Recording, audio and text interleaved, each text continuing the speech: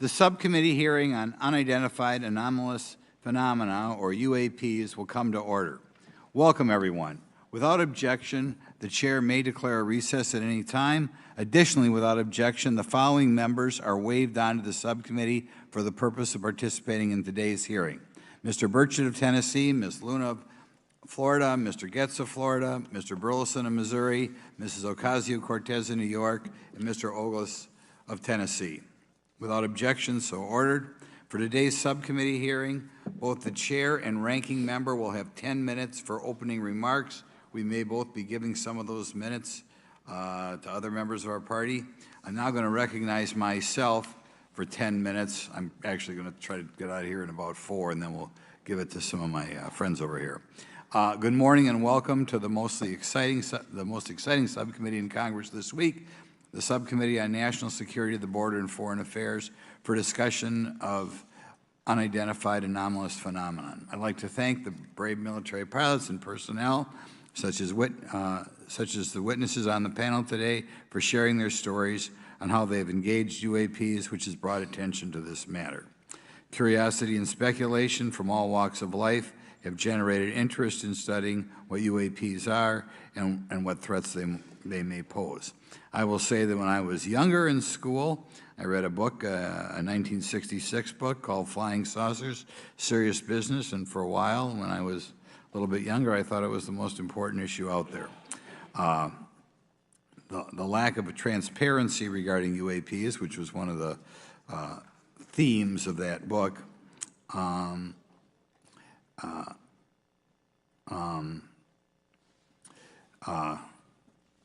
in any event, it's led to interest in studying what UAPs are and what threats they pose.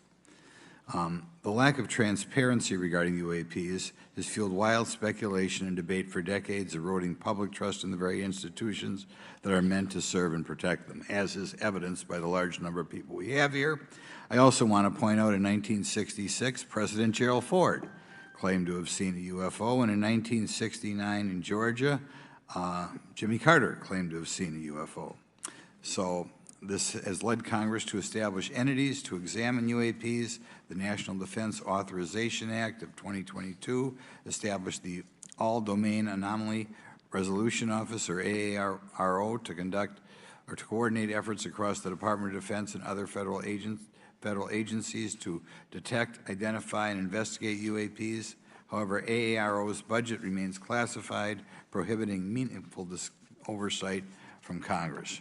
In addition to AARO's efforts, NASA is leading an independent study on UAPs that will identify how UAP data is gathered from both civilian and government entities that can be analyzed to shed light on the topic. However, despite these offices being established, there lies a pressing demand for government transparency and accountability that cannot be overlooked, and that's been a problem that's been around for 50 years.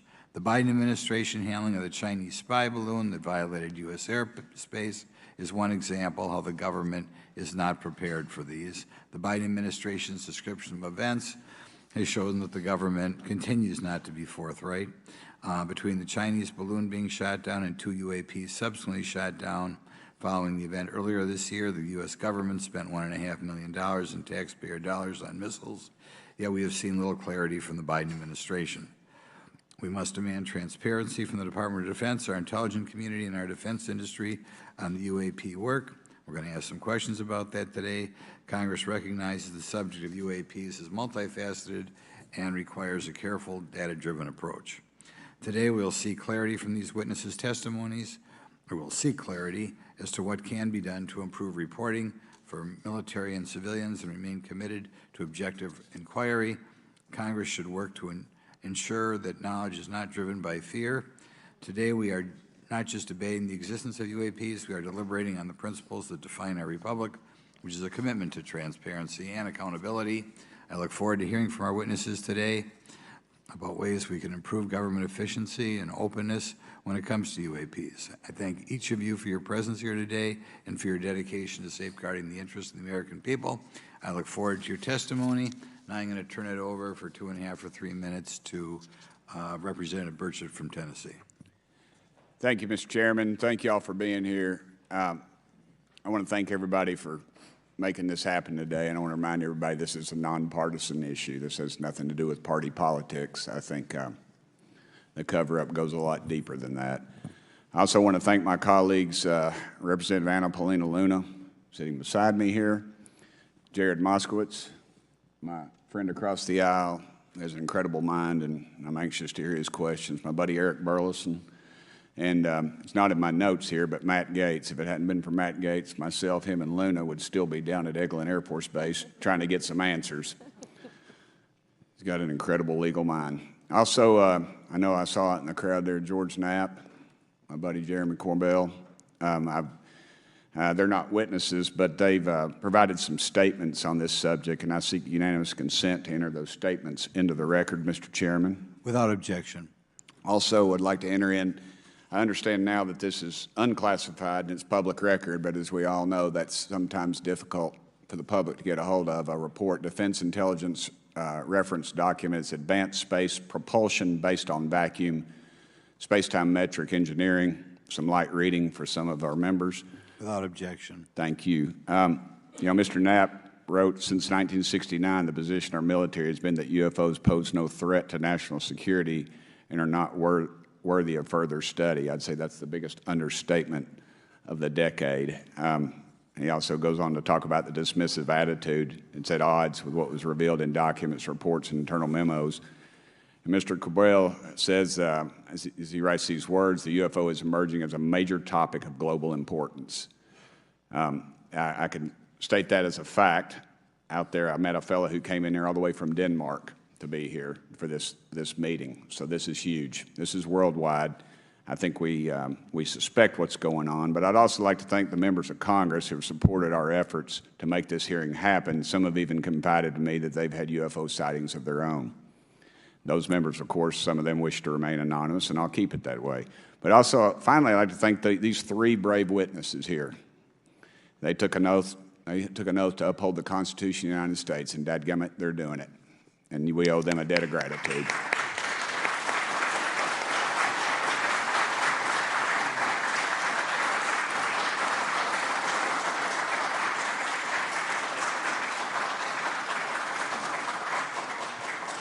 Y'all quit clapping. You're cutting in on my time. Just kidding.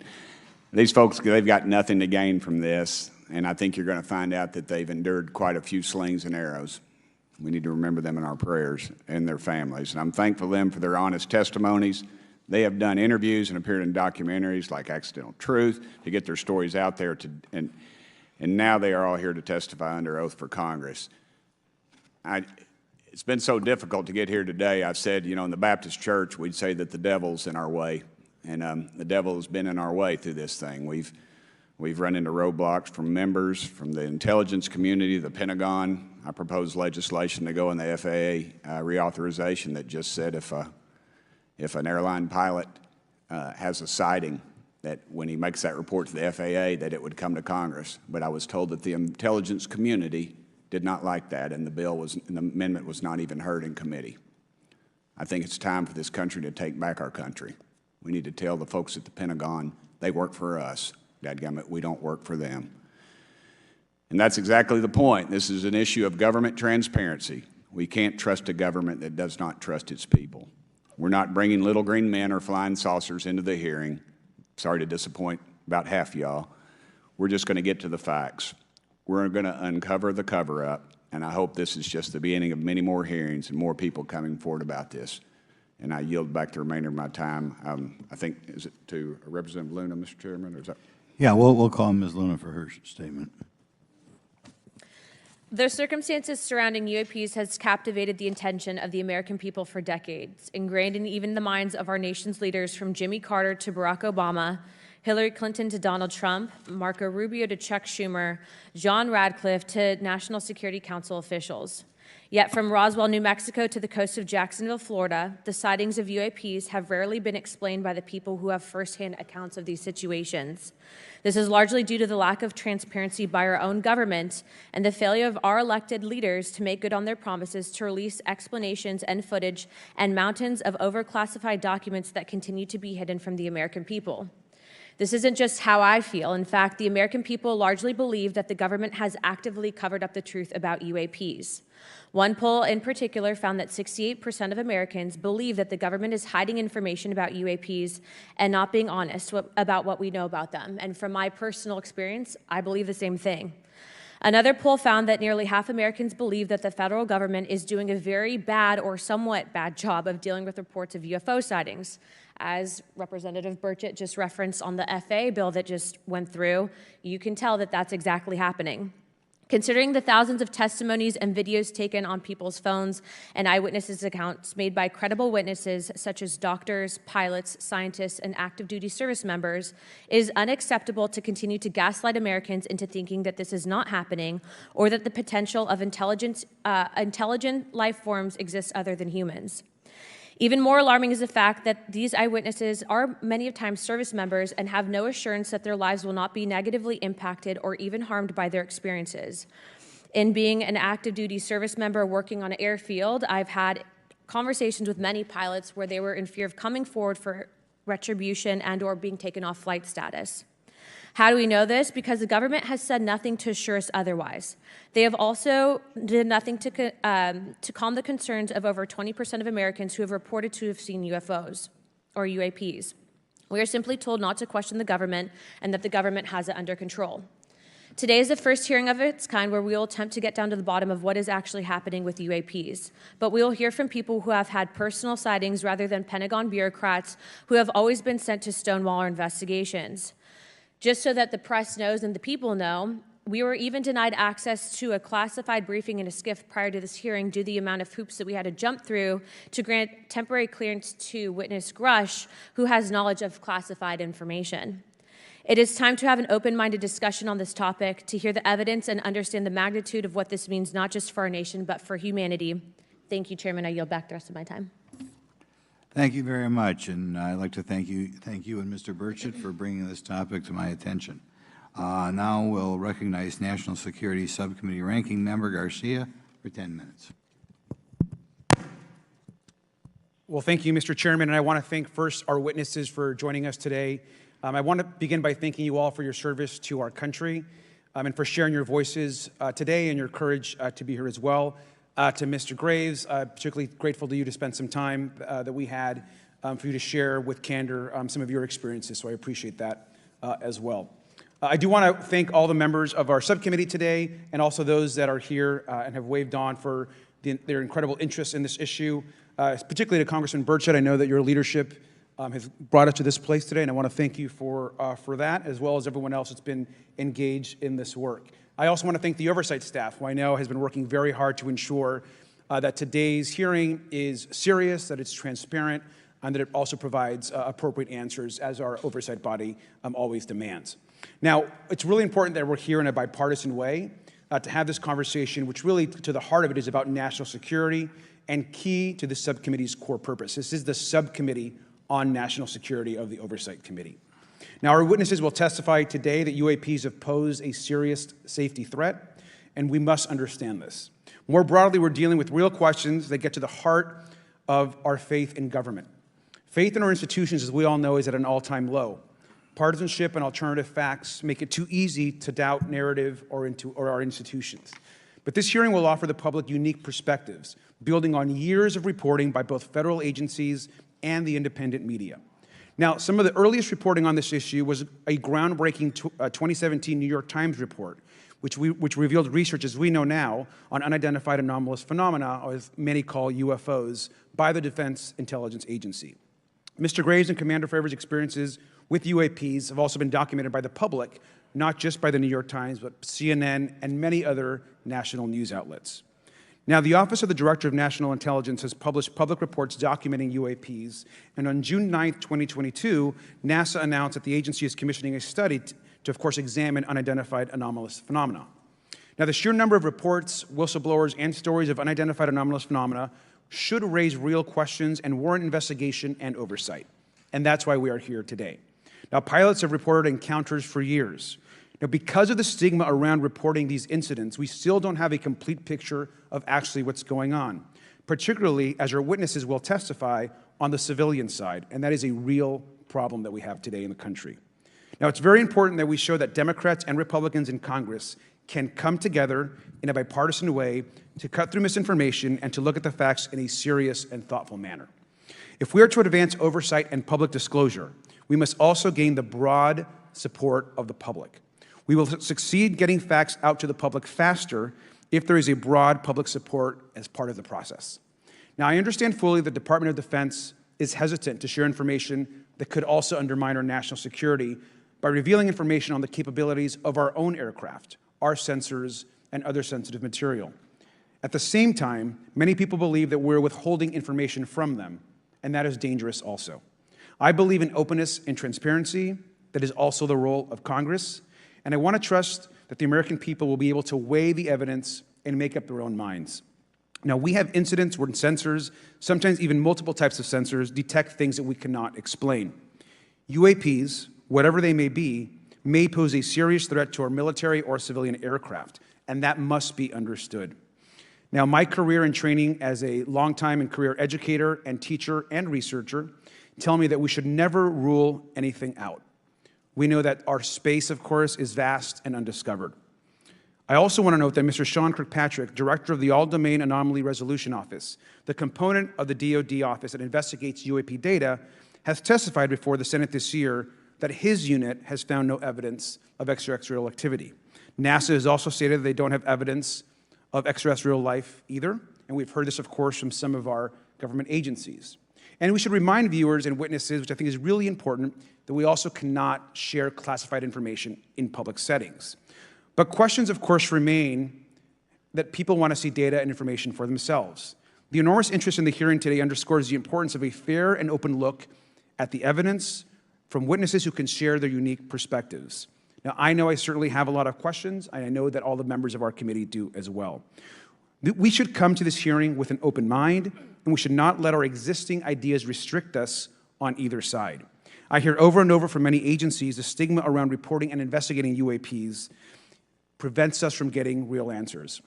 We know that whistleblowers have reported harassment, intimidation, or stigma as well, and this is not acceptable.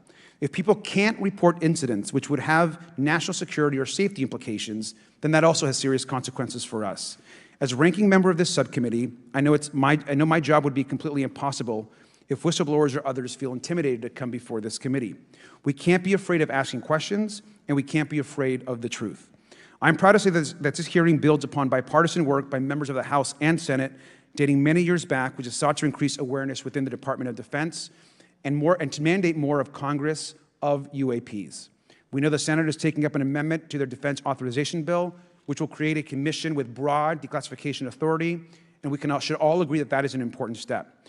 Members of both parties and senior officials in multiple administrations have taken an interest in this issue, and we're proud to carry and build that confidence in the American people. This hearing will also not be the end of this discussion, but a new chapter and start to years and years of work that many folks, both in the public and within government, have been working on. We should encourage more reporting, not less, on UAPs. The more we understand, the safer we will be. We will hear testimony from witnesses today with a long record of service to the American people and with subject matter expertise.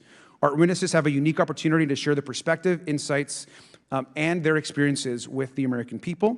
And I encourage all of my colleagues to engage with these difficult questions with an open mind and to follow the facts on behalf of our country. I also just want to say more broadly that we should look at this hearing and believe that everything is on the table as it relates to UAPs. I think an open mind is absolutely the best. I want to yield the 2.5 minutes, the remainder of my time, to the representative from Florida, Representative Moskowitz, for an opening statement. He also has been very much engaged in this issue, and I want to thank him for his leadership. Congressman. Thank you, Ranking Member Garcia. Thank you, Mr. Chairman. I want to thank Tim Burchett and Anna Paulina Luna for their leadership in pushing this hearing forward. I want to thank, obviously, committee staff and their staff working on this on a bipartisan basis because many Americans are deeply interested in this issue, and it shouldn't take the potential of non-human origin to bring us together. Additionally, I want to thank the witnesses for coming forward to share your perspectives, your thoughts, and the sightings of UAPs. Unlike other hearings many times in Congress, you're not here to help a political party, but you're here to share information with the American people. And it's not something that is just going on in this administration. It's something that's spanned many administrations. For decades, many Americans have been fascinated by objects mysterious and unexplained, and it's long past time that they got some answers. The American public has a right to learn about technologies of unknown origins, non-human intelligence, and unexplainable phenomena. Those are not the words of a UFO Twitter account, though that is a direct quote from Majority Leader Chuck Schumer, that the American public has a right to learn about technologies of unknown origins, non-human intelligence, and unexplainable phenomena. In an interview with Fox News, recent former Director of National Intelligence John Radcliffe confirmed the U.S. government is aware a lot more sightings of UAPs, and that they have not made that information public. I quote, "There are a lot more sightings that have not been made public," Radcliffe said to Fox News. For me, this hearing is about transparency. We unfortunately live in a time in which many people distrust government and our institutions. And overclassification of information away from the American public or even Congress contributes to today's politics. The American people have regular questions. What are UAPs? How come the media doesn't report more on them? Are they foreign adversaries? Are they U.S. technology? Are they something else? They ask themselves, how come when a Russian jet shoots flares at one of our drones, we have perfect pictures and videos to show the American people and the world, but when it comes to UAPs, nothing? Of course, we must always protect our national security to maintain our superiority, like when stealth helicopters were only rumored to exist but were used in the Osama bin Laden raid in 2011. But we can't allow that to be used as a shield to keep the American people completely in the dark from basic truths. The American people deserve to hear more about special access programs. Congress has a right to know if there's any unsanctioned weapons development, satellite imagery that has not been provided to Congress. Congress created the All-Domain Resolution Office in the NDAA of 2022. In its initial analysis, there are 171 uncharacterized UAP reports, and this is the words from the report, that appear to have demonstrated unusual flight characteristics or performance capabilities. I believe more information is known about the 171 instances. It's time for Congress to reinsert ourselves. I call on our military leaders and intelligence officials to release more information to the American people about UAPs. And to our military leaders, if there's nothing to conceal, let Congress go to Wright-Patterson Air Force Base, the Dugway Proving Ground, or even Groom Lake in Nevada. We should have disclosure today. We should have disclosure tomorrow. The time has come. Thank you, Ranking Member. Thank you, Mr. Moskowitz, and I will yield back now to our chairman. Thank you. Right, now I'd like to introduce our witnesses. Our first witness is Lieutenant Ryan Graves. He's the Executive Director of Americans for Safe Aerospace. Lieutenant Graves is also a former U.S. Navy F-18 pilot with his own UAP experience. The next witness, David Grush, is a former senior intelligence officer with the National Geospatial Intelligence Agency and was a senior technical advisor for UAP issues. And finally, retired Navy Commander David Fravor, squadron leader who worked as a naval aviator for 18 years. Mr. Fravor has his own UAP experience, known as the TikTok event. I look forward to hearing from all three of you today. Pursuant to Committee Rule 9G, the witnesses will please stand and raise their right hands. Do you solemnly swear or affirm that the testimony you are about to give is the truth, the whole truth, and nothing but the truth, so help you God? Let the record show that all the witnesses answered in the affirmative. You may be seated. We appreciate you all being here today and look forward to your testimony. I'll remind the witnesses that we have read your written statements and they will appear in full in the hearing record. Please try to limit your oral statements to 5 minutes. As a reminder, please press the button on the microphone in front of you so that it's on and the members can hear you. When you begin to speak, the light in front of you will turn green. After 4 minutes, it'll turn yellow, and the red light, when that comes on, it tells you your 5 minutes have expired. I'll now recognize Mr. Graves for 5 minutes for your opening statement. Thank you. Chairman Grothman, Ranking Member Garcia, distinguished members of the House Oversight Subcommittee on National Security, Representatives Burchett and Luna. My name is Ryan Fobbs Graves, and I'm a former F-18 pilot with a decade of service in the U.S. Navy, including 2 deployments in Operation Enduring Freedom and Operation Inherent Resolve. I have experienced advanced UAP firsthand, and I'm here to voice the concerns of more than 30 commercial aircrew and military veterans who have confided their similar encounters with me. Today, I would like to highlight 3 critical issues that demand our action. As we convene here, UAP are in our airspace, but they are grossly underreported. These sightings are not rare or isolated, they are routine. Military aircrew and commercial pilots, trained observers whose lives depend on accurate identification, are frequently witnessing these phenomena. The stigma attached to UAP is real and powerful and challenges national security. It silences commercial pilots who fear professional repercussions, discourages witnesses, and is only compounded by recent government claims questioning the credibility of eyewitness testimony. Parts of our government are aware of more about UAP than they let on, but excessive classification practices keep crucial information hidden. Since 2021, all UAP videos are classified as secret or above. This level of secrecy not only impedes our understanding, but fuels speculation and mistrust. In 2014, I was an F-18 Foxtrot pilot in the Navy Fighter Attack Squadron 11, the Red Rippers, and I was stationed at NAS Oceana in Virginia Beach. After upgrades were made to our jet's radar systems, we began detecting unknown objects operating in our airspace. At first, we assumed they were radar errors, but soon we began to correlate the radar tracks with multiple onboard sensors, including infrared systems, eventually through visual ID. During a training mission in Warning Area Whiskey 72, 10 miles off the coast of Virginia Beach, 2 F-18 Super Hornets were split by a UAP. The object, described as a dark gray or a black cube inside of a clear sphere, came within 50 feet of the lead aircraft and was estimated to be 5 to 15 feet in diameter. The mission commander terminated the flight immediately and returned to base. Our squadron submitted a safety report, but there was no official acknowledgement of the incident and no further mechanism to report the sightings. Soon, these encounters became so frequent that aircrew would discuss the risk of UAP as part of their regular pre-flight briefs. Recognizing the need for action and answers, I founded Americans for Safe Aerospace. The organization has since become a haven for UAP witnesses who were previously unspoken due to the absence of a safe intake process. More than 30 witnesses have come forward, and almost 5,000 Americans have joined us in the fight for transparency at safeaerospace.org.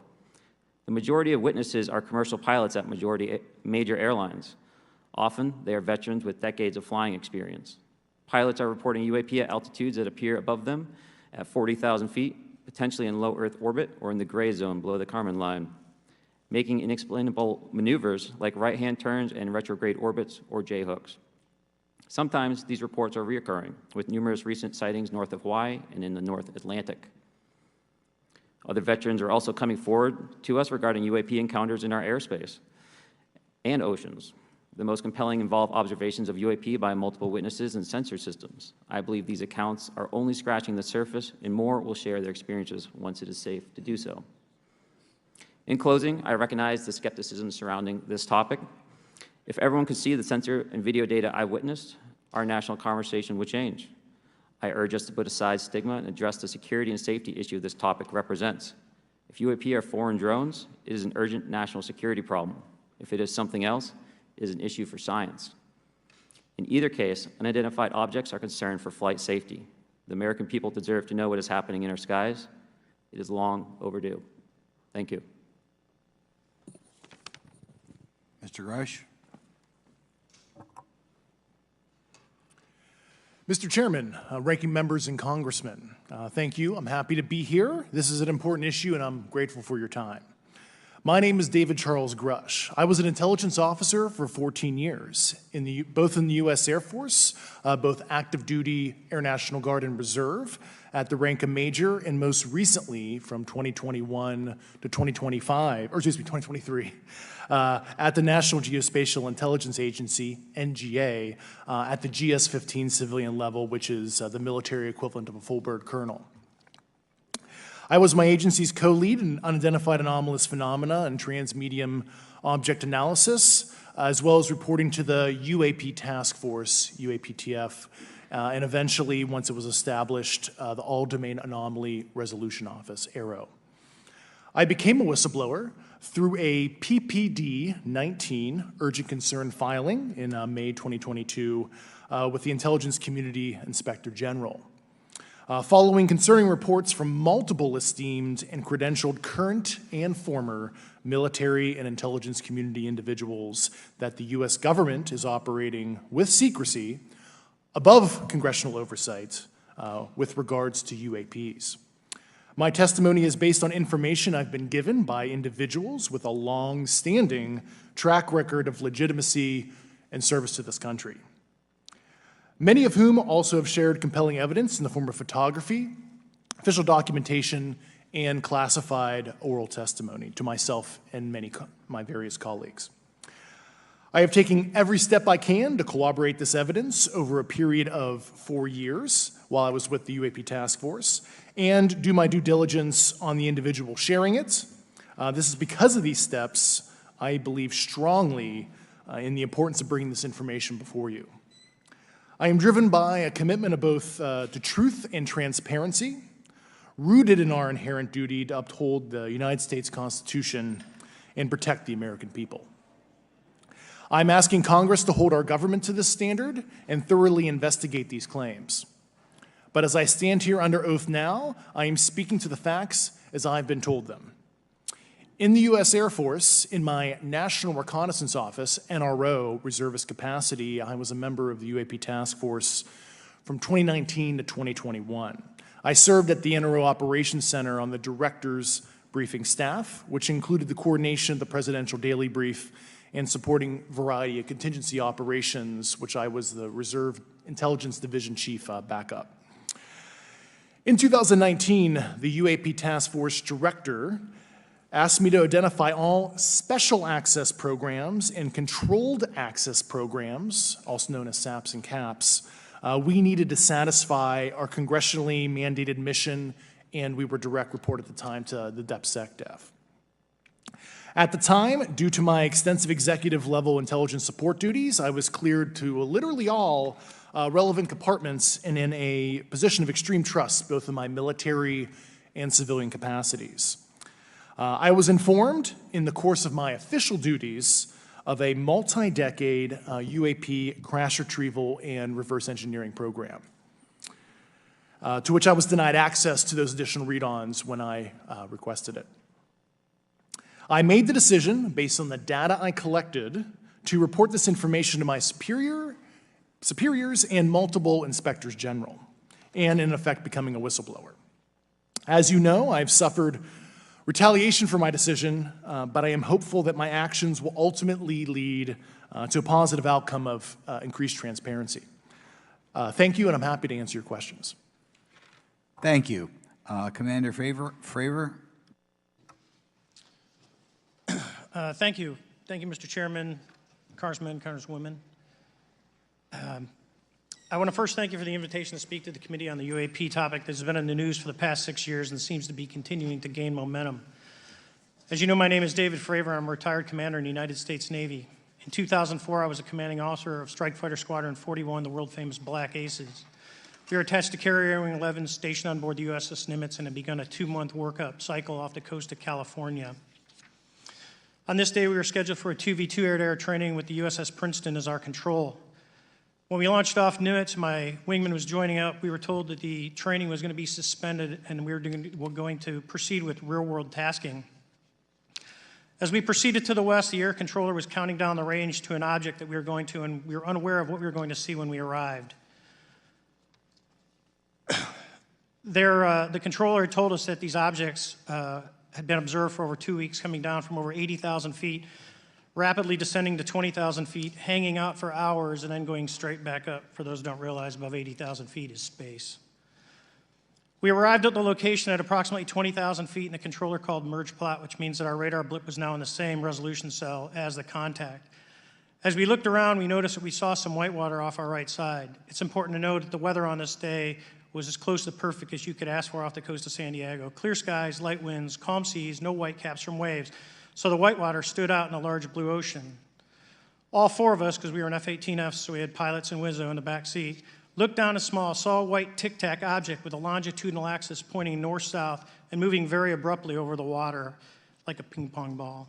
There were no rotors, no rotor wash, or any sign of visible control surfaces like wings. As we started clockwise towards the object, my Wizzo and I decided to go down and take a closer look with the other aircraft staying in high cover to observe both us and the Tic Tac. We proceeded around the circle about 90 degrees from the start of our descent, and the object suddenly shifted its longitudinal axis, aligned it with my aircraft, and began to climb. We continued down another 270 degrees, nose low, where the Tic Tac, or we considered 270 degrees to where, and we went nose low to where the Tic Tac would have been. Our altitude at this point was about 15,000 feet, and the Tic Tac was about 12,000. As we pulled nose onto the object, within about a half mile of it, it rapidly accelerated in front of us and disappeared. Our wingmen, roughly 8,000 feet above us, lost contact also. We immediately turned back to see where the whitewater was at, and it was gone also. So as we started to turn back towards the east, the controller came up and said, "Sir, you're not going to believe this, but that thing is at your cat point, roughly 60 miles away in less than a minute. You can calculate the speed."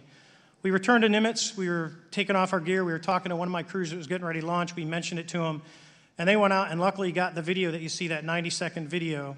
What you don't see is the radar tape that was never released, and we don't know where it's at, of the active jamming that the object put on an APG-73 radar, and I can get into modes later if you're interested. What is shocking to us is that the incident was never investigated. None of my crew were ever questioned. Tapes were never taken, and after a couple days, it turned into a great story with friends. It wasn't until 2009 till Jay Stratton had contacted me to investigate. Unbeknownst to all, he was part of the ATIP program in the Pentagon led by Lou Elizondo. And there was an unofficial official report that came out that's now on the internet. Years later, I was contacted by the other pilot, Alex Dietrich, and asked if I'd been contacted, and I said no, but I'm willing to talk. I was contacted by Mr. Elizondo, and we talked for a short period of time, and he said we'd be in contact. A few weeks after that, I was made aware that Lou had left the Pentagon in protest and joined forces with Tom DeLonge, Chris Mellon, Steve Justice, and others to form Two Stars Academy, an organization that pressed the issue with leading industry experts and U.S. government officials. They worked with Leslie Kean, who is present today, Ralph Blumenthal, and Helene Cooper to publish the articles in the New York Times 2017 New York Times, and it removed the stigma on the topic of UFOs, which is why we're here today. Those articles open the door for the government and public that cannot be closed. It has led to an interest from our elected officials who are not focused on little green men, but figuring out where these craft are, where they're from, the technology they possess, how do they operate. It also led to the Whistleblower Protection Act and the NDAA. There are multiple witnesses coming forward to say that have firsthand knowledge, and Mr. Grush just covered that. What concerns me is that there's no oversight from our elected officials on anything associated with our government processing or working on craft. Believe it not from this world. This issue is not a full public disclosure that could undermine national security, but it is about ensuring that our system of checks and balances works across all work done in the government using taxpayer funds. Relative to government programs, even unacknowledged WAVE programs have some level of oversight by the appropriate committee members in the House and Senate, and this work that is said to be occurring from whistleblower testimonies should not be exempt. In closing, I would like to say that the Tic Tac object we engaged in 2004 was far superior to anything that we had on time, have today, or are looking to develop in the next 10 years. If we in fact have programs that possess this technology, it needs to have oversight from those people that the citizens of this great country elected in office to represent what is best for the United States and best for the citizens. I thank you for your time. Thank you very much. Thank you very much. I know it's very difficult for all of you, all you've done in the past to try to illuminate this issue. Call on myself first for some questions. I'm going to start with Mr. Graves. Are pilots that you interact with as part of your organization, do you feel adequately trained and briefed on how to handle encounters with UAPs? No. Right now, military witnesses to UAP have limited options for reporting UAP, but more concerning is that commercial aviation sector has not adapted to the lessons that the military has implemented. The military and Department of Defense has stated that UAP represent a critical aviation safety risk. We have not seen that same language being used in the commercial markets. They are not acknowledging this risk. Okay. What steps do you think you have to be taken to improve a pilot's UAP reporting, be it military or commercial? Right now, we need a system where pilots can report without fear of losing their jobs. There is a fear that the stigma associated with this topic is going to lead to professional repercussions, either through management or perhaps through their yearly physical check. So having a secure system, reducing the stigma, and making this information available through the public is going to reduce the concerns that aircrew have. Could you just give me a little idea of the degree to which reports in the past are not made public right now? Well, I don't think there has been a proper reporting system to gather those reports and thus not report them. So to answer your question, I think there is a dearth of data due to the fact that the reporting has been limited up to this time. Could you tell me why you believe it's, kind of to play the devil's advocate, a reason why some of this stuff should not be available to the public? There's certainly some national security concerns when we use our advanced sensors in our tactical jets to be able to identify these objects. However, there's no reason that the objects themselves would be classified. I would be curious to see how the security classification guideline actually spells out the different nuances of how this topic is classified from the perspective of UAP, not national security. I'll give you a follow-up on that. Assuming that there are reasons why not all this should be made public, this has been around for a long period of time. Can any of the three of you think of any reason why anything related to UAPs, say 15 years and back, should not be immediately made public? I think one of it is acknowledging a vulnerability, both from a collection and I'll just say a countermeasure perspective. So it's that we haven't cracked for many years. Yeah. Even say 20 years back. Is there any reason why, when you go back that far, things shouldn't be made public? Unless it shows a specific national security vulnerability as it relates to a weakness in a particular defense system. Okay, Mr. Fravor, the TikTok incident that you were engaged occurred in 2004. What kind of reporting took place after that incident? None. We had a standard debrief where the backseaters went down to our carrier intel center and briefed what had happened, and that was it. No one else talked to us, and I was in the top 20 in the battle group. No one came. The captain was aware, the admiral was aware, nothing was done. Your commanding officers provide any sort of justification? No, because I was the commanding officer of the squadron, so no. Was this incident the only UAP event that you encountered while you were a pilot? Yes, it was. Okay.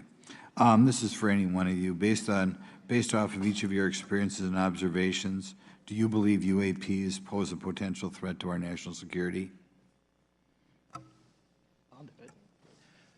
Yes, and here's why. The technology that we faced was far superior than anything that we had, and you could put that anywhere. If you had one, you captured one, you reverse engineered it, you got it to work, you're talking something that can go into space, go someplace, drop down in a matter of seconds, do whatever it wants, and leave, and there's nothing we can do about it. Nothing. Okay. You two? Well, I would also like to add, from a commercial aviation and military aviation perspective, we deal with uncertainty in our operating space as a matter of our professional actions. Identifying friend from foe is very important to us.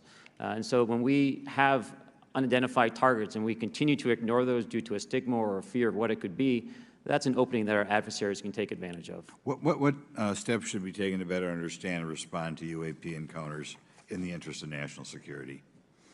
There needs to be a location where this information is centralized for processing, and there needs to be a two-way communication loop so the operators on the front end have a feedback and can get best practices on how to process information, what to do, and to ensure that their reporting is being listened to. Right now, there is not a lot of back and forth. Mr. Grush, in your complaint to the Intelligence Community Inspector General, you claim that you believe information is being hidden. What kind of information do you think was hidden, and do you think it should remain hidden? Yes, I can speak to that very briefly in an unclassified manner. As you know, the preponderance of my complaint was classified to the intelligence communities. Both material acquisition and exploitation activity, also baselining the UAPs but not sharing it with intelligence professionals that are actually doing step briefs to pilots, that kind of information. Yeah. Okay. Thank you very much. Now we'll go to Mr. Garcia. Thank you. Again, thank you all for your service and for testifying today. Want to just talk about UAPs as it relates to what we're seeing in the pilots' interaction with UAPs.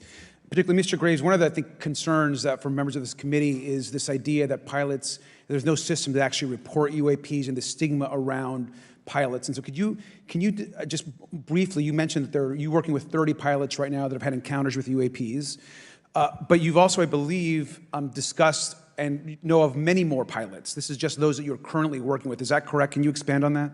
Certainly. I'll break that down in two ways. First, when we were first experiencing these objects off the eastern seaboard in the 2014 to 2015 time period, anyone that had upgraded their radar systems were seeing these objects. So there was a large number of my colleagues that were detecting these objects off the eastern seaboard. They were further correlating that information with their other onboard sensors, and many of them also had their own eye sightings as well of these objects. Now, that was our personal firsthand experience at the time. Since then, as I've engaged this topic, others have reached out to me to share their experiences, both on the military side as well as the commercial aviation side. On the military aviation side, veterans that have recently got out have shared their stories and have expressed how the objects we were seeing in 2014, 2015 continued all the way to 2019, 2020, and beyond. And so it became a generational issue for naval aviators on the eastern seaboard. This was something we were briefing to new students. This is something that was included in the notice to airmen to ensure that there was no accidents. And now with commercial aviators, they are reaching out because they're having somewhat similar experiences as our military brothers and sisters, but they do not have any reporting system that they can send us to. And let me just add, both to Mr. Fravor as well as Mr. Graves, not having this system for reporting, would you both agree that is harmful to not just our national security interests, but to understand this phenomenon of what's happening with UAPs? I think it's actually a travesty that we don't have a system to correlate this and actually investigate. You know, so if you took the East Coast, you know, there's coastal radars out there that monitor our air defense identification zone, so out to 200 miles.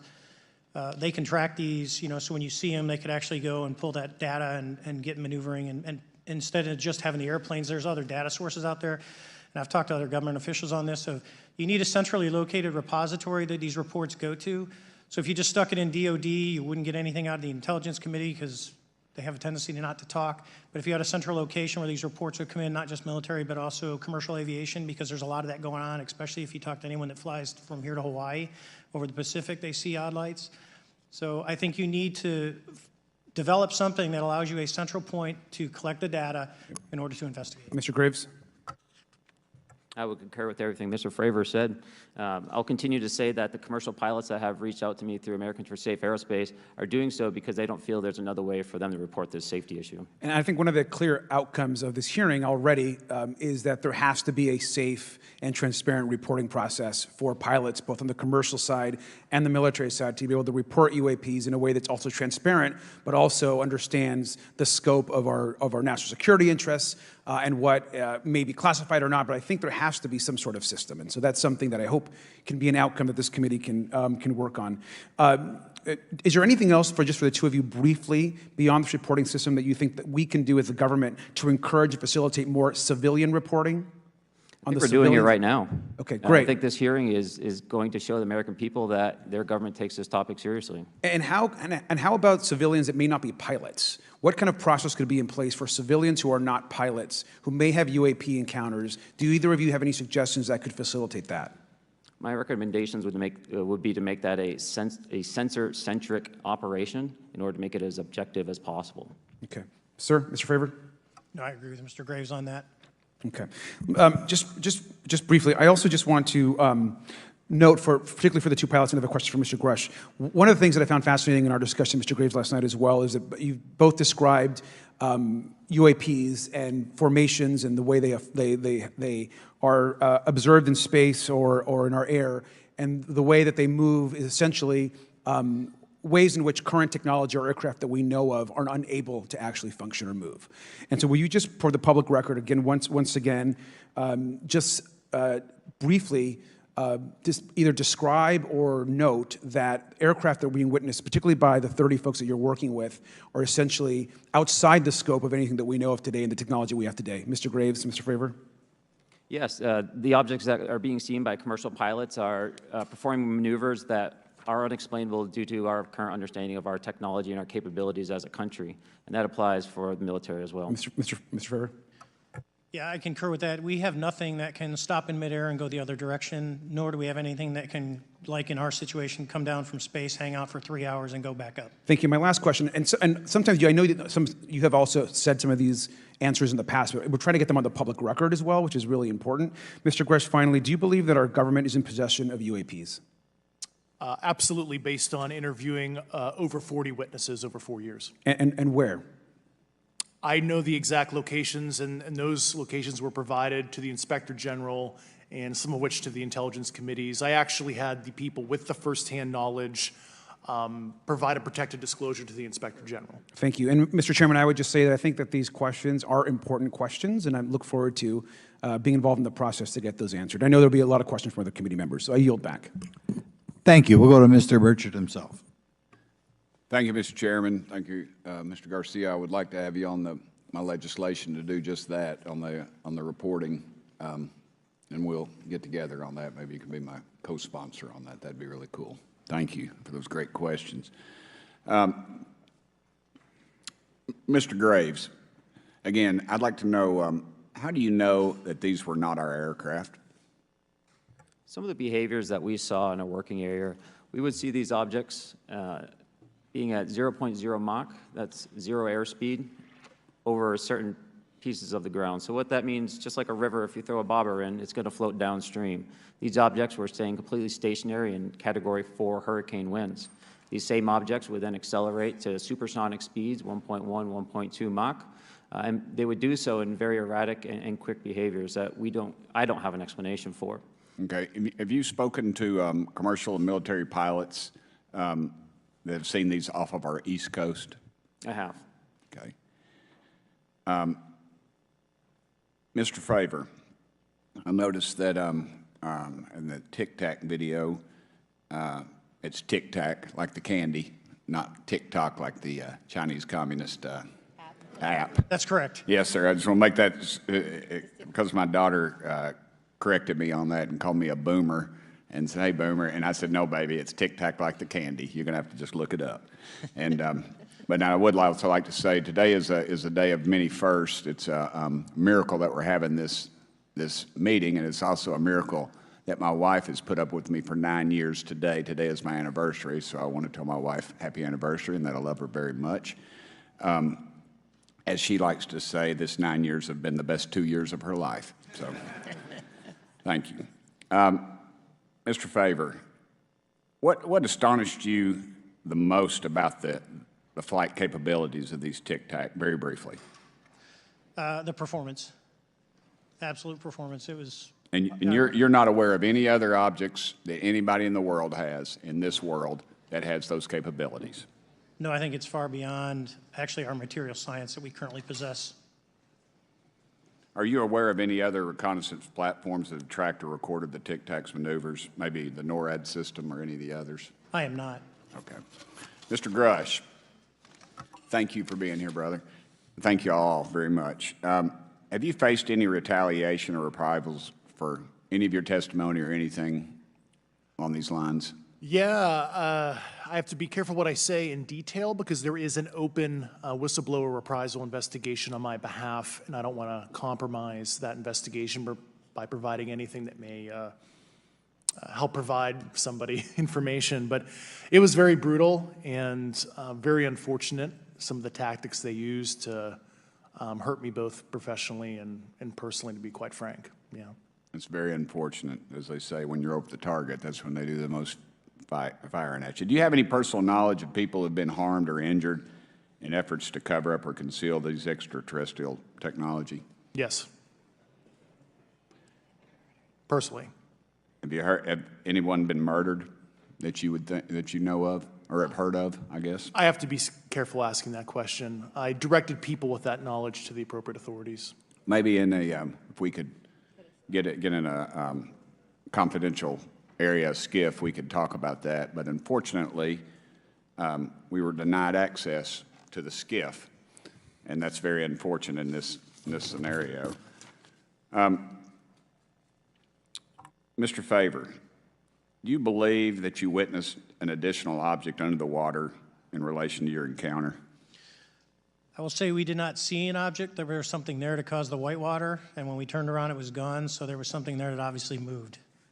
Okay, it was not the same object though that you were looking at, correct? No, we actually joked that the Tic Tac was communicating with something when we came back, and because the whitewater disappeared. We were in another instance. We're told about the capabilities of a jamming during viewing of when there were some people chasing some of these objects. Did you experience any of that jamming or interrupting your radar or weapons system? My crew that launched after we landed experienced significant jamming to the APG-73 radar, which was what we had on board, which is a mechanically scanned, very high-end system prior to the APG-79. And yes, it did pretty much everything you could do, range, velocity, aspect, and then it spit the lock, and the targeting pod is passive. That's what we were able to get the video on. I'm about to run out of time, but are you aware of any of our enemies that have that capability? No. Okay. I would also like to note for the record that, like George Knapp, breaking Area 51, he's the reason I knew about that, and the reason I know about the Tic Tacs is Leslie Keene from New York Times article, and I would encourage everybody to read that. Thank you, Mr. Chairman. I yield back to you for no time. Very good. Mr. Raskin? Thank you, Mr. Chairman. Mr. Graves, you reported UAP encounters during training flights, I think, and have since come forward to warn the Pentagon that these encounters may be putting pilots at risk. My first question is, you've identified these as taking place on the East Coast. Is it just on the East Coast where these encounters have been reported? No. Since the events initially occurred, I've learned that the objects have been detected essentially where all operations, Navy operations are being conducted across the world. And that's from the All-Domain Anomaly Resolutions Office reporting. All right, can you describe your experience after you decided to come forward and go public with your experience? Certainly. Like many others, in 2017, I saw the New York Times article come out as well. And for me, it was special because I recognized the voices on the video. I recognized the video itself. I had seen it when it was taken. I'd seen it when it was debriefed. And so that was kind of shook me because I realized that this problem was still ongoing. And so I reached out to colleagues back on the East Coast and realized that this was still a safety risk that they were dealing with, that they had essentially hit a wall with how they could move forward on this conversation. It was at that point when I decided to try to move the conversation forward myself. Are there common characteristics to the UAPs that have been cited by different pilots, and can you describe what the convergence of descriptions is? Certainly. We were primarily seeing dark gray or black cubes inside of a clear sphere. I'm sorry, dark gray or black cubes? Yes, inside of a clear sphere, where the apex or tips of the cube were touching the inside of that sphere. And that was primarily what was being reported when we were able to gain a visual tally of these objects. And that occurred over almost 8 years. And as far as I know, it's still occurring. So I take it that you're arguing what we need is real transparency in a reporting system so we can get some clarity on what's going on out there, because there are many pilots in your situation, but we should have a way of developing a systematic inventory of all of such encounters. Is that right? Yes, and I think we need both transparency and the reporting. We have the reporting, but we need to make sure that information can be promulgated to commercial aviation as well as the rest of the populace. Mr. Grush, what about you? What was your experience after you came forward? Well, it's only been about 2 months or so, so I guess my experience has been overwhelming support from former colleagues of mine that have privately messaged me, and I do appreciate that. But I do have knowledge of active planned reprisal activity against myself and other colleagues, and it's very, very upsetting to me. Coming from where? Certain senior leadership at previous agencies I was associated with. And that's all I'll say publicly, but I can provide more details in a closed environment. Okay. Well, I hope you understand that there would be bipartisan rejection of any attempt to vilify, demonize, or engage in other reprisals against our witnesses and people who are telling the truth from their perspective.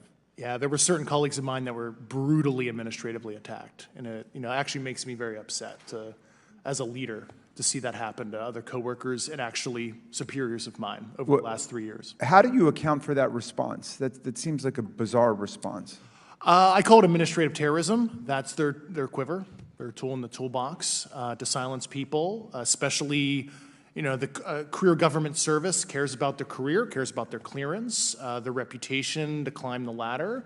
And when you threaten that float, career path, a lot of people back off. But I'm here to represent those people. So, Mr. Fravor, what about you? What has your experience been since you've come forward with your perspective on this? Actually, I've been treated very well. And the 6 people that were involved, myself included, all of them have or will be retiring from the military as 05s or 06s. And all my friends that are very senior, 3 and 4 stars, I've talked to them. They believe, they understand there's a problem. But no, I was actually treated really well. And what is your general interpretation of these phenomena, or what is your current thinking of trying to make sense of them? Well, I'll say, you know, I'm not like a UFO fanatic. It's not me. But I will tell you that what we saw with 4 sets of eyes over a 5-minute period, still, there's nothing, we have nothing close to it. It was amazing to see. I told my buddy I wanted to fly it, but yeah, it's just an incredible technology. All right, Mr. Chairman, thank you very much. I'll yield back to you. Thanks. On to Ms. Luna. Mr. Grush, in speaking to you yesterday, I just wanted to follow up on Representative Raskin's questions. In the last couple of years, have you had incidences that have caused you to be in fear for your life for addressing these issues? Yes, personally. Okay. Yeah. I just want everyone to note that he's coming forward in fear of his life. To put in perspective, if they were really not scared about this information coming out, why would someone be intimidated like that? To your knowledge, are NHIs working with adversarial foreign governments in either technology exchange programs or back engineering programs? I don't have data on that. I'm not sure. Have you heard or you had people come forward to present that evidence? Not that particular evidence that you just espoused. Okay, on the 19th of April, Dr. Kirkpatrick, head of Aero, had said that he did not find any evidence of UAPs. You also stated that you had, in your interview, that you had briefed him on information that you were uncovering, but that he did not follow up with you. Were the items that you divulged to him pertinent to national security? Yes, him and I had a classified conversation in April 2022 before he took over Aero in July 2022, and I provided him some concerns I had. Do you know why he might not have followed up with you? Unfortunately, I cannot read his mind. I wish he did. I was happy to give sage counsel to him on where to look when he took the helm of Aero. Okay, and then my last question for you before I move to Mr. Graves is you received prior approval from the Defense Department to speak on certain issues, correct? Correct, through DOPSR, DoD Pre-Publication and Security Review, and I just want to remind the public, they're just looking from a security perspective. These are my own personal views and opinions, not the department's. Okay, I'm asking that though mainly because I think that there are many people that would like to discredit you, so it does bring a certain amount of credibility to your testimony. I'm required by law to do that as a former intelligence officer, or I go to jail for revealing classified information. Yeah, we don't want you to go to jail. My next question would actually be for Mr. Graves. Can you please explain to me in detail the event that occurred at Vandenberg Air Force Base? Certainly. In the 2003 timeframe, a large group of Boeing contractors were operating near one of the launch facilities at Vandenberg Air Force Base when they observed a very large 100-yard sided red square approach the base from the ocean and hover at low altitude over one of the launch facilities. This object remained for about 45 seconds or so before darting off over the mountains. There was a similar event within 24 hours later in the evening. This was a morning event, I believe 8:45 in the morning. Later in the evening, post-sunset, there were reports of other sightings on base, including some aggressive behaviors. These objects were approaching some of the security guards at rapid speeds before darting off. And this is information that was received through one of the witnesses that have approached me at Americans for Safe Aerospace. Was this documented in any official form, whether it was a police blotter? Yes, they had official documentation and records from the event that the witness held over the years. And I'm not going to ask you to do it right now for time reasons, but you'd be able to sketch what was witnessed, correct? And have you seen that before on any other equipment and or during your flight time? I have not seen what they've described. This object was estimated to be almost the size of a football field. and I have not seen anything personally that large. Okay, and then another question on follow-up referencing the gimbal video Go Fast incident. Can you just clarify, because to our understanding, the footage was actually cut off at a certain point, but what happens at the end of that video, just for those Americans specifically there that are wanting to know about the rest of that footage? Certainly. There was some uncertainty or instability with the object. It seemed to rock a bit, and that's the last I had seen of the video. Much of the data that I would recommend be analyzed would consist of radar data that would provide precise kinematics on the object, as well as the fleet of objects that were operating nearby. Okay, and follow-up, in regards to the reporting procedures that Mr. Garcia had addressed on, as well as Representative Burchett, with the FAA, to your understanding, pilots that are seeing this, commercial airline pilots, are they receiving cease and desist letters from corporations for coming forward with information in regards to safety for potential airline passengers? I have been made privy to conversations with commercial aviators who have received cease and desist orders. So the American public should know that corporations are putting their own reputations on the not the line, but ahead of the safety of the American people. And I think, would you agree with that statement? It appears so. Okay. And I guess this would be my last, I'm out of time. I yield. I'll be back. Good. Mr. Moskowitz. Thank you, Mr. Chairman. Gentlemen, let's talk about the laws of physics for a second. Mr. Graves and Commander Favor, I heard you talk about speed. When those objects broke the sound barrier, did they make a sonic boom? I was in a jet. You can't hear anything. It's kind of loud in there.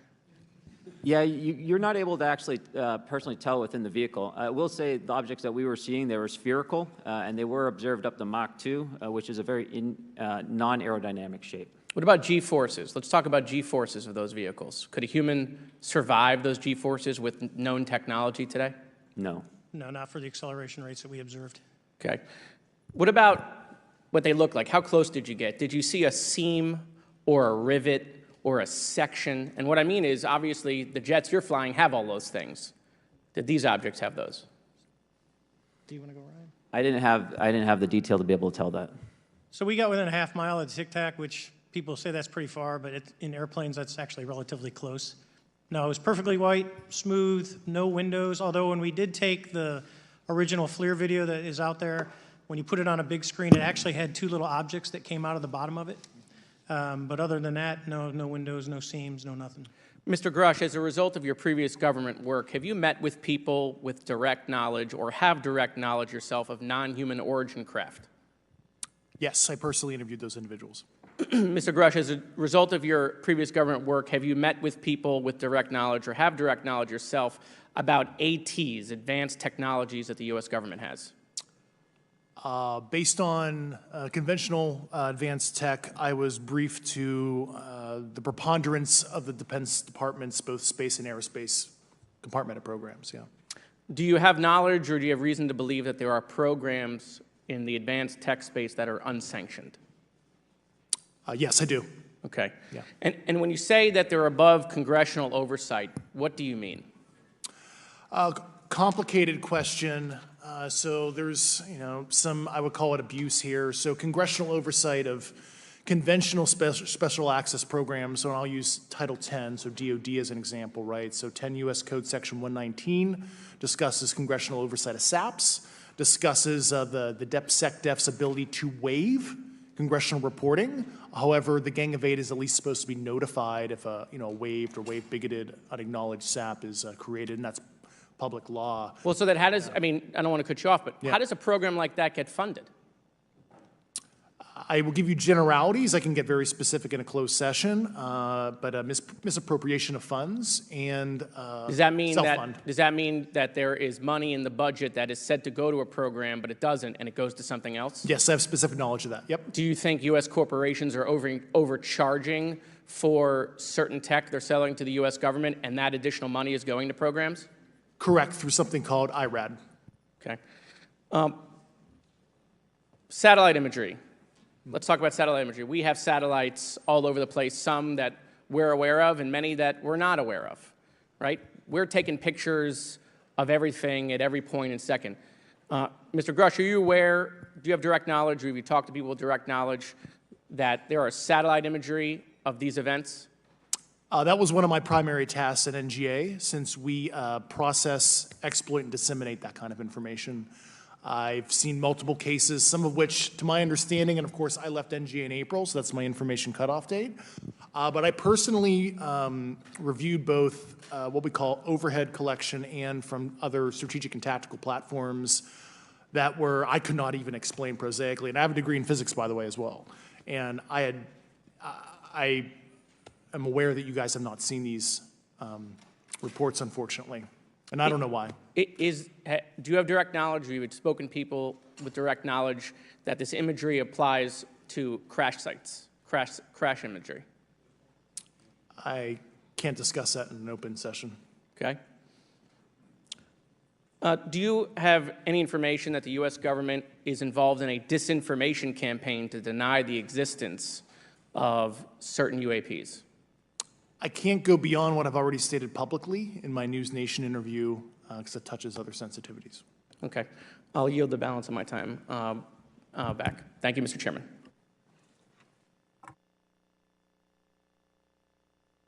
Ms. Fox? Thank you, Mr. Chairman, and I thank our witnesses for being here today. Mr. Garouche, in your sworn testimony, you state that the United States government has retrieved supposedly extraterrestrial spacecraft and other UAP-related artifacts. You go so far as to state that the U.S. is in possession of, quote, non-human spacecraft, end quote, and that some of these artifacts have circulated with defense contractors. Several other former military and intelligence officials have come forward with similar allegations, albeit in non-public settings.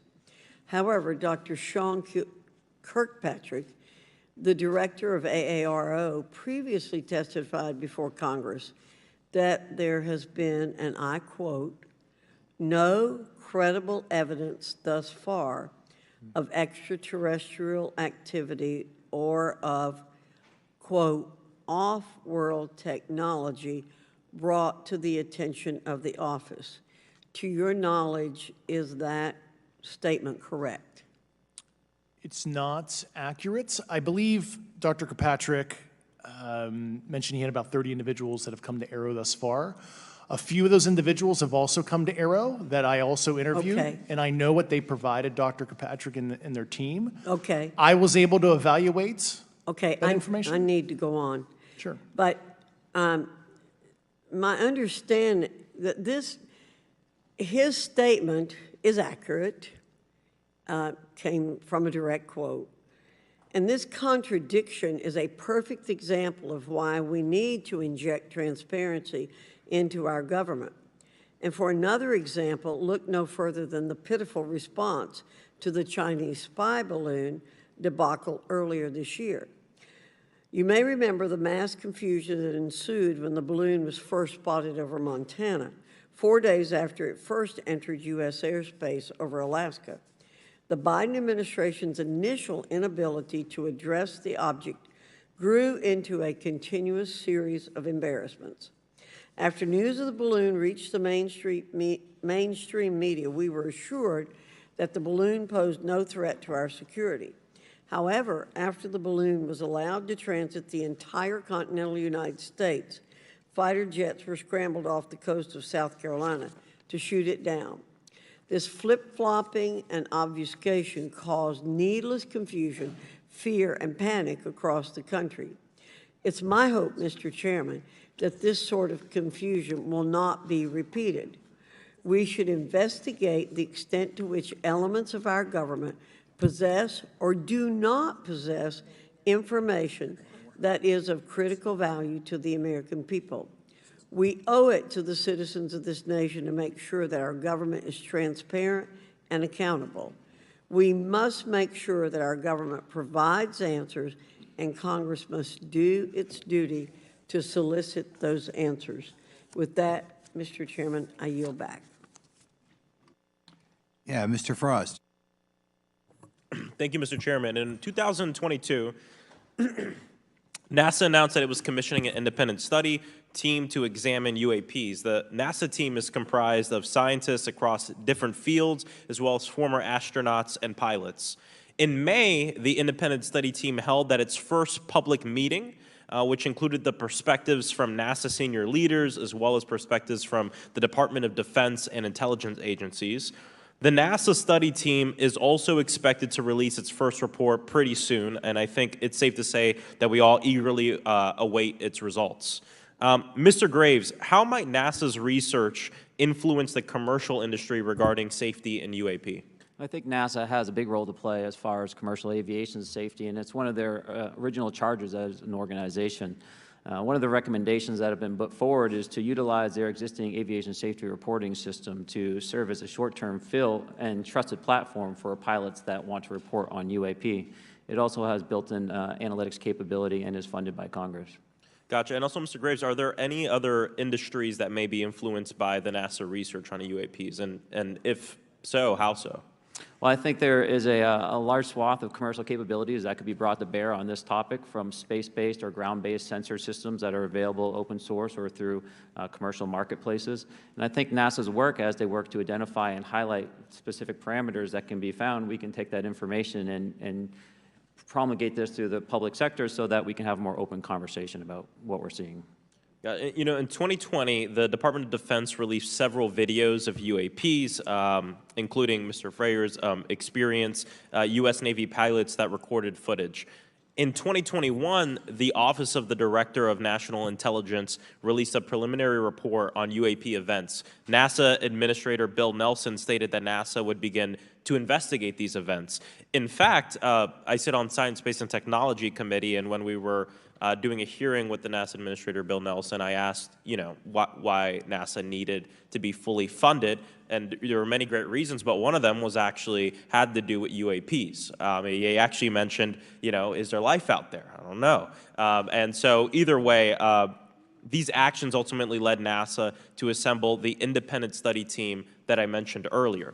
Also in 2021, Harvard University stood up the Galileo project to research and examine the origins of UAP. So it seems like both, you know, from NASA and in the higher education community, because of the work that y'all have done and people standing up, you know, I think we're seeing some of that stigma slowly going away. Mr. Freyer, do you believe that military pilots feeling empowered to share their UAP experiences has directly impacted the scientific community's research goals on this topic? I would say yes. I would say that, you know, starting in 2017, when it actually came out, it took that stigma away. I mean, I've talked to multiple senators who said prior to that, if you'd have mentioned UAP, you'd have been laughed off the hill. And now we're sitting here today for a public testimony on what's actually going on. You know, I'm hoping that this curve will be more of an exponential and we'll get more and more transparent to the level that we can. Yeah, I mean, it's important. I couldn't imagine, you know, I'm not a pilot, but I used to fly gliders in Civil Air Patrol. Huh? Yeah, Pilot? I mean, you know. And so either way, I mean, I couldn't imagine, you know, being in the glider and seeing something and then not feeling like I had the agency to talk about it. Mr. Graves, can you discuss the importance of seeking scientists to sit on your advisory board? Absolutely. I think ultimately this is going to be a scientific problem. And not only that, it's also an engineering problem. I've been working with the American Institute of Aeronautics and Astronautics to help them stand up a UAP integration committee to help integrate their engineering prowess into this problem. And so, yes, very much, I think this is an engineering and scientific problem as much as a national security problem. And how might Congress help to facilitate partnerships between the scientific community and the UAP focus groups within government? Well, I think one of the things they can do is to have these types of hearings to communicate to the public that this is a topic of interest. I think that there is a pseudo-market, if you will, of interested capabilities and talent that want to approach this topic, and we're seeing that start to grow now. So I think continued conversation, reduction of stigma is going to allow that to flourish and allow answers to help generate themselves. 100%. Well, thank you all for being here, and thank you for your work. I think it's important that we keep our top scientific minds focused on this issue and look for ways to increase collaboration. Thank you so much. I yield back. Mr. Comer. Thank you, Mr. Chairman. Let me say I want to thank you for having this hearing, and I want to thank Mr. Burchett and Ms. Luna for leading this hearing. And with that, I yield my 5 minutes to Mr. Burchett. Thank you, Mr. Chairman. I'm going to direct this, I believe, to Mr. Grush, but if any of you all feel like you need to jump in, just jump right in. We're good. Has the U.S. government become aware of actual evidence of extraterrestrial, otherwise unexplained forms of intelligence? And if so, when do you think this first occurred? I like to use the term non-human. I don't like to denote origin. Keeps the aperture open, both scientifically. Right. Certainly, like I've discussed publicly previously, 1930s. Okay. Can you give me the names and titles of the people with direct firsthand knowledge and access to some of this crash retrieval, some of these crash retrieval programs, and maybe which facilities, military bases that the recovered material would be in? And I know a lot of Congress have talked about we're going to go to Area 51, and and there's nothing there anymore anyway. It's just and we move like a glacier. And as soon as we announce it, I'm sure the moving vans would pull up. But please. I can't discuss that publicly, but I did provide that information both to the Intel committees and the Inspector General. And we could get that in the SCIF if we were allowed to get in a SCIF with you. Would that be probably what you would think? Sure, if you had the appropriate accesses, yeah. What special access programs cover this information, and how is it possible that they have evaded oversight for so long? I do know the names. Once again, I can't discuss that publicly and how they've evaded oversight. In a closed setting, I can tell you the specific tradecraft used. All right. When do you think those programs began, and who authorized them? I do know a lot of that information, but that's something I can't discuss publicly because of sensitive. All right. If any of y'all want to jump in on any of this, you're more than welcome to. What level of security clearance is required to fully access these programs? Well, anybody who has... and I say that because myself, Representative Gates and Representative Luna were basically turned away at one point at Eglin. So please go right ahead. Certainly difference between member access and, say, somebody like me, but anybody who has a TSSCI clearance and meets the eligibility criteria, the access adjudicative authority should be able to grant you access. Mr. Burchett, if you'll yield, so just to put a fine point on that, there's nothing that you're aware of that's above special access program classification. It's a misnomer that there's anything actually above top secret. Executive Order 13526 delineates the classification levels. Right, but I draw a point on that because we can have access to those programs, and so the notion that we're not being given that access sort of defies our typical muscle memory here in Congress. Thank you, Mr. Burchett. I'll yield back to you. Thank you, Mr. Gates. Along those lines, Title 10, you may not know this or not, but Title 10 and Title 50 authorization, they seem to say they're inefficient. So who gets to decide this, in your opinion, in the past? It's a group of career senior executive officials. Okay, are they government officials? Both in and out. Do what? Both in and out of government, and that's about as far as I can go there. Yeah. All right, well, that leads to my next question. Which private corporations are directly involved in this program? How much taxpayer money has been invested in these programs, to your knowledge? I mean, we know we audit the Pentagon every year, and I've been here 5 years, and they failed the dadgum thing every year. They lose over $1 billion a year, we think, and I was told the Department of Defense maybe 60% of their assets are unaccounted for, whatever the heck that means. In the public sector, you go to jail for that kind of crap. So tell me. Yeah, I know when I'm a dollar off of my DTS travel voucher, I get hammered, but it seems like it doesn't work the other way. If you sell over if you sell over $600 worth of stuff on eBay now, you get a call from the IRS. So please, what corporations? Yeah, I don't know the specific metrics towards the end of your question. The specific corporations I did provide to the committees in specific divisions, and I spent 11 and a half hours with both Intel committees. So. Okay, has there been an active U.S. government disinformation campaign to deny the existence of unidentified aerial phenomena? And if so, why? I can't go beyond what I've already espoused publicly about that.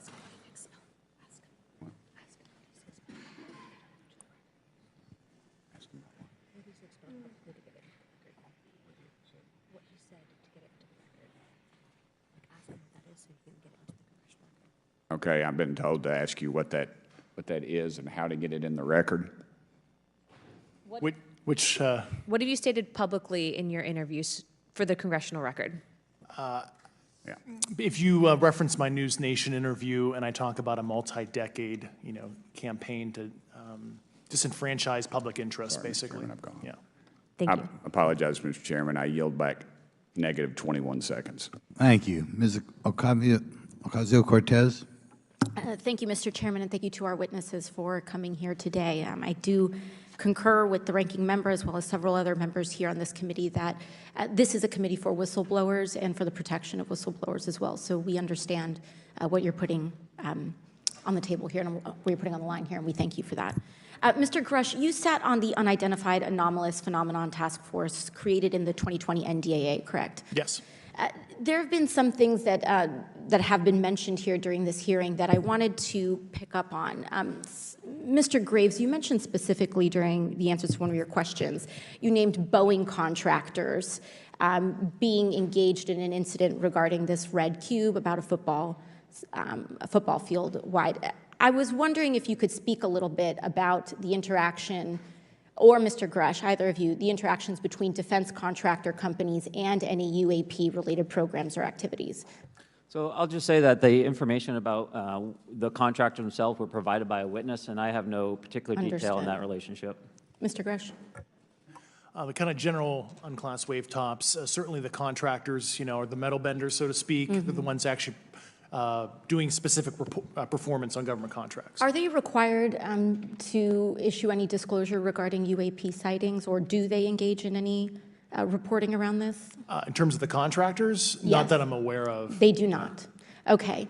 Now, when it comes to notification that you had mentioned about IRAD programs, we have seen defense contractors abuse their contracts before through this committee.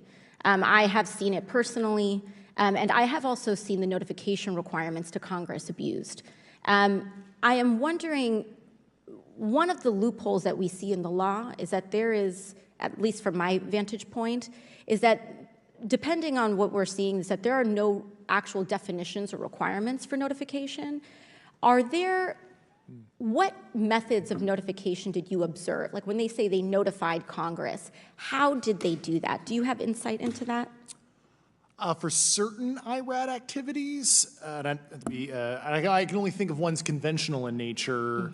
Sometimes they flow through certain, I'll just say, SAP programs that have cognizant authority over the Air Force or something, and those are congressionally reported compartments, but IRAD is literally internal to the contractor, so as long as it's money, either profits, private investment, et cetera, they can do whatever they want. To put a finer point on it, when there is a requirement for any agency or company to notify Congress, do they contact the chairman of a committee? Do they get them on the phone specifically? Is this through an email to hypothetically a dead email box?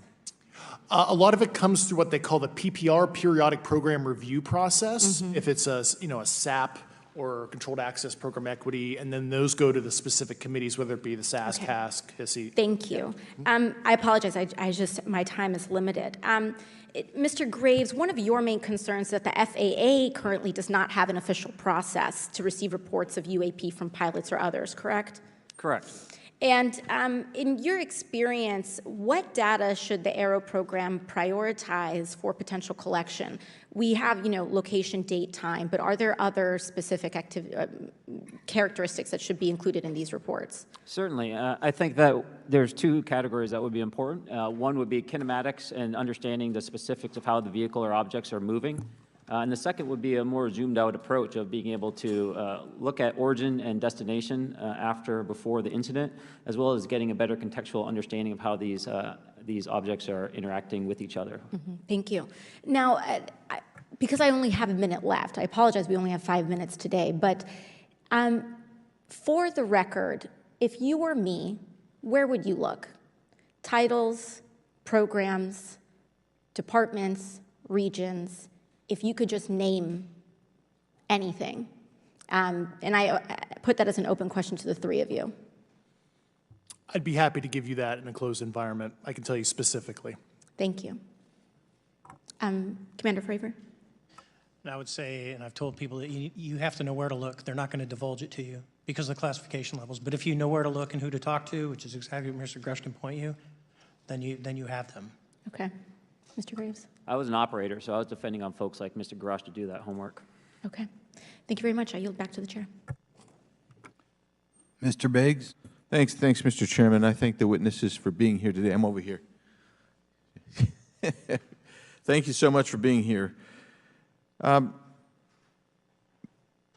want to get into specifics here, and a reason I'm going to go this way is because you've talked a bit about what I would call misdirection by official U.S. government with regard to UAPs, right? And so I'm going to get to that in a second. But last week, White House NSC spokesman John Kirby stated that UAPs are having an impact on our training ranges and need to be treated as a legitimate issue. Do you concur with his statements? That's for each of you. Yes. Yes. Yes. Okay. Now, having said that, I'm going to take you to specific instances around the Phoenix Valley, because that's where I live. And in '97, we had the famous Phoenix Light case. I don't know if any of you are familiar with that. There were two things that went along with that, and the explanation was military training range off Luke and the Barry Goldwater Range. Do you know anything different other than the official explanation of those lights? Only what's in the public vernacular about it. That was outside the scope of my duties. And if we wanted to, just my question along with my colleague from New York, Ms. Ocasio-Cortez, if we wanted to find out more about that, where would we go to find the files, and who would we address? And are you going to tell me we need to go to a SCIF so you can tell us in a SCIF? I could potentially give you a vector on that. That specific case, I'm familiar with it in terms of public, but I give you a vector in a closed environment, yeah. That would be good, thank you. So if it's true that UAPs are having an impact on training ranges, and this administration considers it to be a legitimate issue, what steps can Congress take to address training range impacts? And I say that having two very large training ranges in my state. And so we'll start with Mr. Graves and going down the panel. Some of the initial procedures have been implemented, such as within the United States Navy, that have a range failure report that gathers information from pilots. I understand that a service-wide reporting mechanism is still pending. However, that would be a great next step, not only for gathering information, but for showing the troops that it is an acceptable topic and reducing the stigma. Okay, please, all of you continue. Yeah, as a recipient of a lot of those training range reports, sometimes we only get contextual kind of oral reporting. It'd be nice if they attached all sensor data and there's a system in place that can handle multiple classifications of data. And that's an issue with the F-35, right? That jet was never built to be an ISR platform. And it's a pain in the, we'll just say, butt to get that data off. So, yeah. Great. Thank you. Yeah, I would agree with the previous two, being a user of those training ranges, that the data has to be out there. You have to acknowledge that you're seeing them, and then you have to collect the data. Right now, you get the report, someone says, I saw something, but no one collects the radar data to back it up and do research. Okay. Do you believe that the 2019 classification guidelines for UAPs interferes with the federal government's ability to be transparent with the American people? And do you think we need to be more transparent with the American people? All of you, yeah. I'll say yes to that. Yeah, I'm familiar with at least the UAP Task Force 2019 Security Classification Guide. I think it's fair. I did actually help author that with the you got a bias that way then. But I will say, I'll call it a lazy attitude about declassifying videos. I mean, I've seen some of the videos of the recent shoot down, and I saw no reason that couldn't have been released as long as they mask some data. The American people deserve to see that imagery and full motion video. I would think, well, in my opinion, I will say things are overclassified. I know for a fact the video or the pictures that came out in the 2020 report that had the stuff off the East Coast, they were taken with an iPhone off the East Coast. A buddy of mine was one of the senior people there, and he said they were originally classified to TSSCI. And my question to him was, what's TSSCI about these? They're an iPhone Right. literally off the vacapes. That's not TSSCI. So they're overclassified, and as soon as they do that, they go in a vault, and then you all have to look for them. Yeah, so with the overclassification, that may be one way. Are there other ways that the DOD or intelligence agencies are keeping this information from the American people or even from Congress? I think part of that has been not encouraging reporting. If the problem is not something that can be measured, it's not something that's going to be fixed. Okay, very good. Well, I'm out of time, and I thank you, Mr. Chairman, and I yield back. First of all, without objection, Representative Nick Langworthy of New York has waived on the subcommittee for purpose of questioning witnesses at today's subcommittee hearing. And then we go to Mr. Burleson. Thank you, Mr. Chairman. Appreciate you guys coming out today, testifying. Look, I've been here for 6 months, and I'm pretty skeptical. I don't trust anything in this town. And so I think that's because I'm from Missouri. You've got to show me, right? With that being said, there's been a lot of things that have been said in the public, Mr. Grush, and so I want to get down to, if we can, some specifics, right? So at one point you had said that there has been harmful activity or aggressive activity. Has any of the activity been aggressive, been hostile in your reports? I know of multiple colleagues of mine that got physically injured. And the activity, and I got by UAPs or by people within the federal government? Both. Okay, so there has been activity by alien or non-human technology and or beings that has caused harm to humans. I can't get into the specifics in an open environment, but at least the activity that I personally witnessed, and I have to be very careful here because they tell you never to acknowledge tradecraft, right? So what I personally witnessed myself and my wife was very disturbing. Okay. One of my constituents actually sent this next question, and I figured I'd ask it since I had the same thought. You've said that the U.S. has intact spacecraft. You said that the government has alien bodies or alien species. Have you seen the spacecraft? I have to be careful to describe what I've seen firsthand and not in this environment, but I could answer that question behind closed doors. Yeah. And have you seen any of the bodies? That's something I've not witnessed myself. Okay, and so with that being said, and the other statement that has been made that was intriguing to me it's intriguing because my view has been that we are billions of light years away from any other system.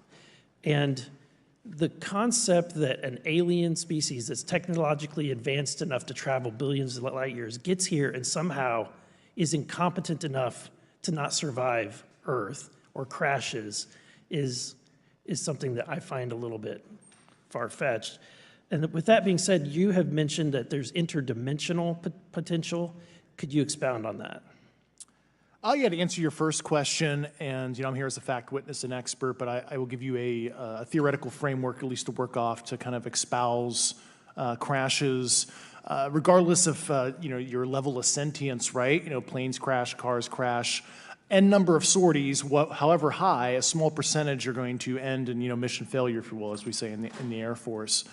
And then in terms of multidimensionality, that kind of thing, the framework that I'm familiar with, for example, is something called the holographic principle.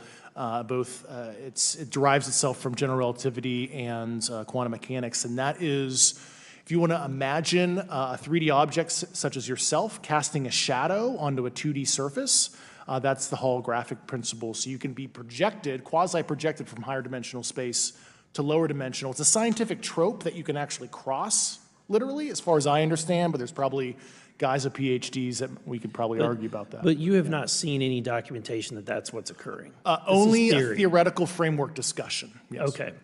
Okay. Occam's razor is that these aircraft, have they been identified that they are being produced by by domestic, military and contractors? Is there any evidence that that's what's being recovered? Not to my knowledge, plus the recoveries predate a lot of our advanced programs that I previously am witting of, so. Would it be safe to say that there could be a scenario today where you have an aircraft that crashes and because it's been involved in one program from one federal agency, and but the agency that retrieves it is not aware of that program, and to them it appears alien in origin? I mean, that's a hypothetical situation. I'm not aware of any historical situation that would match that you described, so. You're not aware, it has not happened that you're aware of? That I'm aware of. Thank you, Mr. Chairman. I yield back.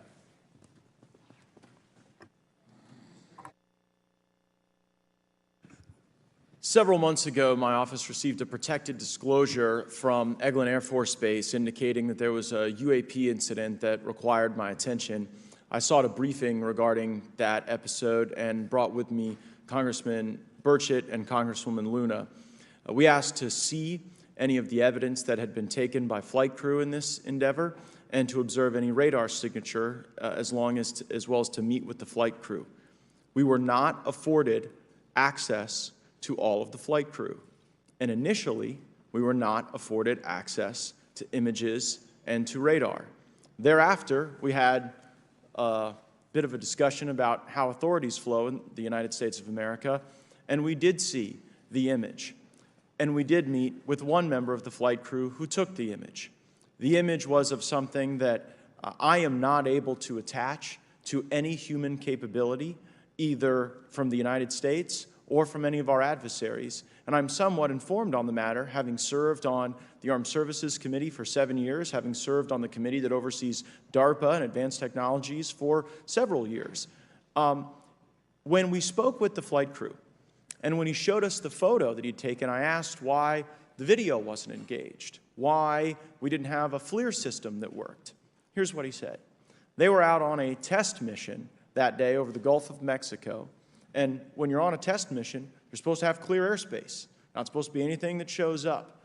And they saw a sequence of 4 craft in a clear diamond formation for which there is a radar sequence that I alone have observed in the United States Congress. One of the pilots goes to check out that diamond formation and sees a large floating, what I can only describe as an orb. Again, like I said, not of any human capability that I'm aware of. And when he approached, he said that his radar went down, he said that his FLIR system malfunctioned, and that he had to manually take this image from one of the lenses, and it was not automated in collection, as you would typically see in a test mission. So I guess I'll start with Commander Fravor. How should we think about the fact that this craft that was approached by our pilot had the capability of disarming a number of the sensor and collection systems on that craft? Well, I think this goes to that national security side, and you can go back through history of things showing up at certain areas and disabling our capabilities, which is disheartening. And for us, I mean, like I said, it completely disabled the radar on the aircraft when it tried to do it, and the only way we could see it is passively, which is how he got that image. So I think that's a concern on what are these doing, not only how do they operate, but their capabilities inside to do things like this. And how should we think about 4 craft moving in a very clear formation, equidistant from one another, in a diamond? In all of the phenomenon, perhaps, Mr. Grave, that you've analyzed, have we ever seen multiple craft in a single formation?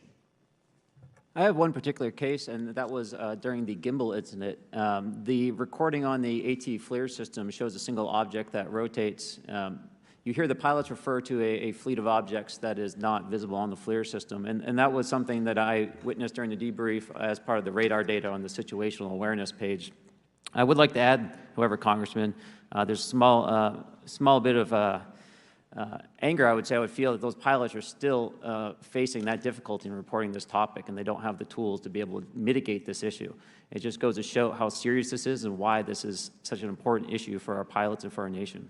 It was stated explicitly to me by these test pilots that if you have a UAP experience, the best thing you can do for your career is forget it and not tell anyone. Because any type of reporting, either above the surface or below the surface, does have a perceived consequence to these people, and that is a culture we must change if we want to get to the truth. Mr. Chairman, I would observe that perhaps as we move forward from this hearing, there are some obvious next steps. Every person watching this knows that we need to meet with Mr. Grush in a secure, compartmentalized facility so that we can get fulsome answers that do not put him in jeopardy and that give us the information we need. Second, I would suggest that the radar images that were collected of this formation of craft out of Eglin Air Force Base, and specifically the actual image taken by the actual flight crew that we can actually validate, be provided to the committee, subpoenaed if necessary, so that we're able to track how to get this type of reporting and analysis done in a more fulsome way. That would be my recommendation, humbly, as a guest here of the Fine Oversight Committee. I yield back. Ms. Mays. Thank you, Mr. Chairman, and good morning to our witnesses who are testifying today. I want to thank each of you for being here to discuss a topic of grave importance to our national security. Earlier this year, a Chinese spy balloon was shot down off the coast of my home state of South Carolina. Since the Roswell incident in 1947, many Americans have wondered about the dangers of unknown objects crisscrossing our skies. Whether these are UAPs or weather phenomena, advanced technology from American allied or enemy forces, or something more out of this world. So my first question, I have several questions, and if we can just be quick on these first two, I'm going to ask each of you the same question, and then I'll get to each of you individually. The first one, when you reported your experiences with a UAP, did any of you face any repercussions with your superiors, yes or no? No. No. I've actually never seen anything personally, believe it or not. So. All right. And then do you believe there's an active disinformation campaign within our government to deny existence of UAPs, yes or no? I don't have an answer to that. As previously stated publicly, yes. I think previously with like Project Blue Book, yes, but currently I don't speak for the United States government. Okay, thank you. I have a few questions for Mr. Graves. What percentage of UAP sightings, in your belief, go unreported by our pilots? This is an approximation based off of my personal experience speaking with a number of pilots, but I would estimate we're somewhere near 5% reporting, perhaps. So like 95% basically don't report seeing UAPs? That's just my personal estimate. In the incident off Virginia Beach, do you believe the Navy took the danger to your aircraft seriously after it was reported? Absolutely. A few questions for Mr. Favor. As an expert naval aviator, have you ever seen an object that looked and moved like the Tic Tac UAP? No. Did the Tic Tac UAP move in such a way that defied the laws of physics? The way we understand them, yes. Many dismiss UAP reports as classified weapons testing by our own government, but in your experience as a pilot, does our government typically test advanced weapon systems right next to multi-million-dollar jets without informing our pilots? No, we have test ranges for that. It took over 15 years for your encounter with the Tic Tac to be declassified. Do you feel there was a good reason to prevent lawmakers from having access to this footage? No, I just think it was ignored when it happened, and it just sat somewhere in a file. Never got reported. In a drawer. It happens a lot up here. Shocker. Mr. Grush, a couple of questions for you too, sir, this morning. What percentage of UAPs do you feel are adequately investigated by the U.S. government, of the 5% that are reported? I can only speak for my personal leadership over at NGA. I tried to look at every report that came through that I could triage. So. Do you believe that officials at the highest levels of our national security apparatus have unlawfully withheld information from Congress and subverted our oversight authority? There are certain elected leaders that had more information that I'm not sure what they've shared with certain Gang of Eight members or et cetera, but certainly I would not be surprised. Okay. You've stated that the government is in possession of potentially non-human spacecraft. Based on your experience and extensive conversations with experts, do you believe our government has made contact with intelligent extraterrestrials? Something I can't discuss in public setting. Okay, I can't ask when you think this occurred. If you believe we have crashed craft, stated earlier, do we have the bodies of the pilots who piloted this craft? As I've stated publicly already in my News Nation interview, biologics came with some of these recoveries, yeah. Were they, I guess, human or non-human biologics? Non-human, and that was the assessment of people with direct knowledge on the program I talked to that are currently still on the program. And was this documentary evidence, this video, photos, eyewitness? Like, how would that be determined? The specific documentation I would have to talk to you in a skiff about. Gotcha. Yeah. Okay. So, and you may or may not be able to answer my last question, and maybe we get into a skiff at the next hearing that we have, but who in the government, either what agency, sub-agency, what contractors, who should be called into the next hearing about UAPs, either in a public setting or even in a private setting? And you probably can't name names, but what agencies or organizations, contractors, et cetera, do we need to call in to get these questions answered, whether it's about funding, what programs are happening, and what's out there? I can give you a specific cooperative and hostile witness list of specific individuals that were in those. And how soon can we get that list? I'm happy to provide that to you after the hearing. Super. Thank you. And I yield back. Okay, now we have Mr. Langworthy. Is he here? Okay. Thank you very much. I'd like to thank all of the witnesses for being here today to discuss this very unique topic. And I'd like to jump right into my questions, if you don't mind. Commander Fravor, can you briefly describe your background? Yeah, I was an enlisted Marine, Naval Academy graduate, Navy, flew for 18 years, got a master's from University of Houston, and I've worked in the private sector for the last, 16 years, 17 years. I do a lot of defense work. So. Really gold-plated credentials. Commander Fravor, we have all seen the floating Tic Tac video that you engaged with on November 14th, 2004. Can you briefly talk about why you were off the coast of San Diego that day? Yeah, we were at a workup with all the battle groups, so we integrate the ships with the carrier, the air wing with the carrier, and we start working. So we were doing an air-to-air defense to hone not only our skills, but those of the USS Princeton when they had been tracking them for 2 weeks. The problem was that there was never manned aircraft airborne when they were tracking them, and this was the first day, and unfortunately, we were the ones airborne and went and saw it. Do you remember the weather that day? Was it cloudy or windy or anything out of the ordinary on the Pacific coast? It was actually, if you're familiar with San Diego, it was a perfect day, light winds, no white caps, clear skies, not a cloud. It was, for flying, it was the best. Now, is it true that you saw, in your words, a 40-foot flying Tic Tac-shaped object? That's correct. Or for some people that can't know what a Tic Tac is, it's a giant flying propane tank. Fair enough. Did this object come up on radar or interfere with your radar or the USS Princeton? The Princeton tracked it, the Nimitz tracked it, the E-2 tracked it. We never saw it on our radars. Our fire control radars never picked it up. The other airplane that took the video did get it on a radar. As soon as it tried to lock it, it jammed the radar, spit the lock, and he rapidly switched over to the targeting pod, which you can do in the F-18. From what you saw that day and what you've seen on video, did you see any source of propulsion from the flying object, including on any potential thermal scans from your aircraft? No, there's none. There's no IR plume coming out. And Chad, who took the video, went through all the EO, which is black and white TV, and the IR modes, and there's no visible signs of propulsion. It's just sitting in space at 20,000 feet. In your career, have you ever seen a propulsion system that creates no thermal exhaust? No. Can you describe how the aircraft maneuvered? Abruptly, very determinate.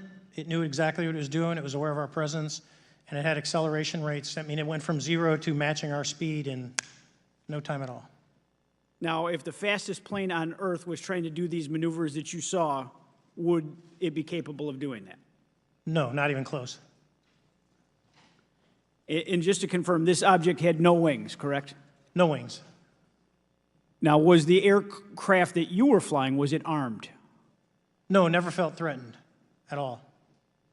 If the aircraft was armed, do you believe that your aircraft or any aircraft in possession of the United States could have shot the Tic Tac down? I'd say no, just on the performance, it would just left in a split second.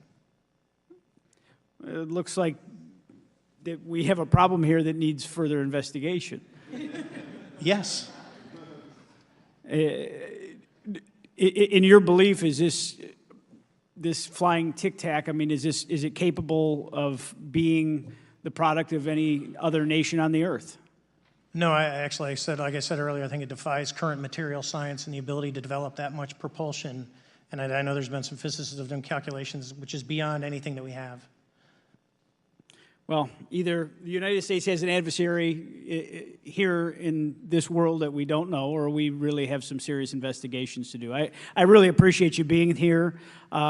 Is there anything else about the November 14th, 2004 incident that you think is important for this committee to know that you haven't been asked here today? No, it's been said it's probably the most credible UFO sighting in history based on all the sensors that were tracking it, and then for us to get visual and to go against the naysayers that it's something on the screen or whatever. I mean, there's 4 sets of human eyeballs. We're all very credible. Of the 6 of us that were involved in the thing, including the video, every one of us is going to do 20-plus years in the military in very responsible positions. So I'd say the world needs to know that. It's not a joke. Well, thank you very much for your testimony here today for all of you, and I yield back, Mr. Chairman. Mr. Ogles. Thank you, Mr. Chairman, and thank you all for being here and the courage it took to come forward and again, the sacrifice that each of you have made. I serve on the National Security Subcommittee for the Financial Services Committee, so I really want to stay in the national security lane, if I may. So when we think about traditional adversaries and both us towards them and them towards us, we probe their capabilities. We look for weaknesses, and we collect that data, that reconnaissance for in the event we need it in the future. For each of you, yes or no question, based off of your own experience or the data that you've been privy to, is there any indication that these UAPs could be essentially collecting reconnaissance information? Mr. Graves? Yes. Mr. Grush? Fair assessment, yeah. Mr. Fravor? Very possible. Again, in the national security vein, is it possible that these UAPs would be probing our capabilities? Yes or no, Mr. Graves? Yes. Grush? Yes. Fravor? Definitely. Is it possible that these UAPs are testing for vulnerabilities in our current systems? Yes. Yes. Possible. Do you feel, based off of your experience and the information that you've been privy to, that these UAPs provide an existential threat to the national security of the United States? Mr. Graves? Potentially. Yes, sir, potentially. Same answer, potentially. Yeah, I'd say Fravor? definitely, potentially. Mr. Graves and Fravor, in the event that your encounters had become hostile, would you have had the capability to defend yourself, your crew, your aircraft? Absolutely not. Sir? No.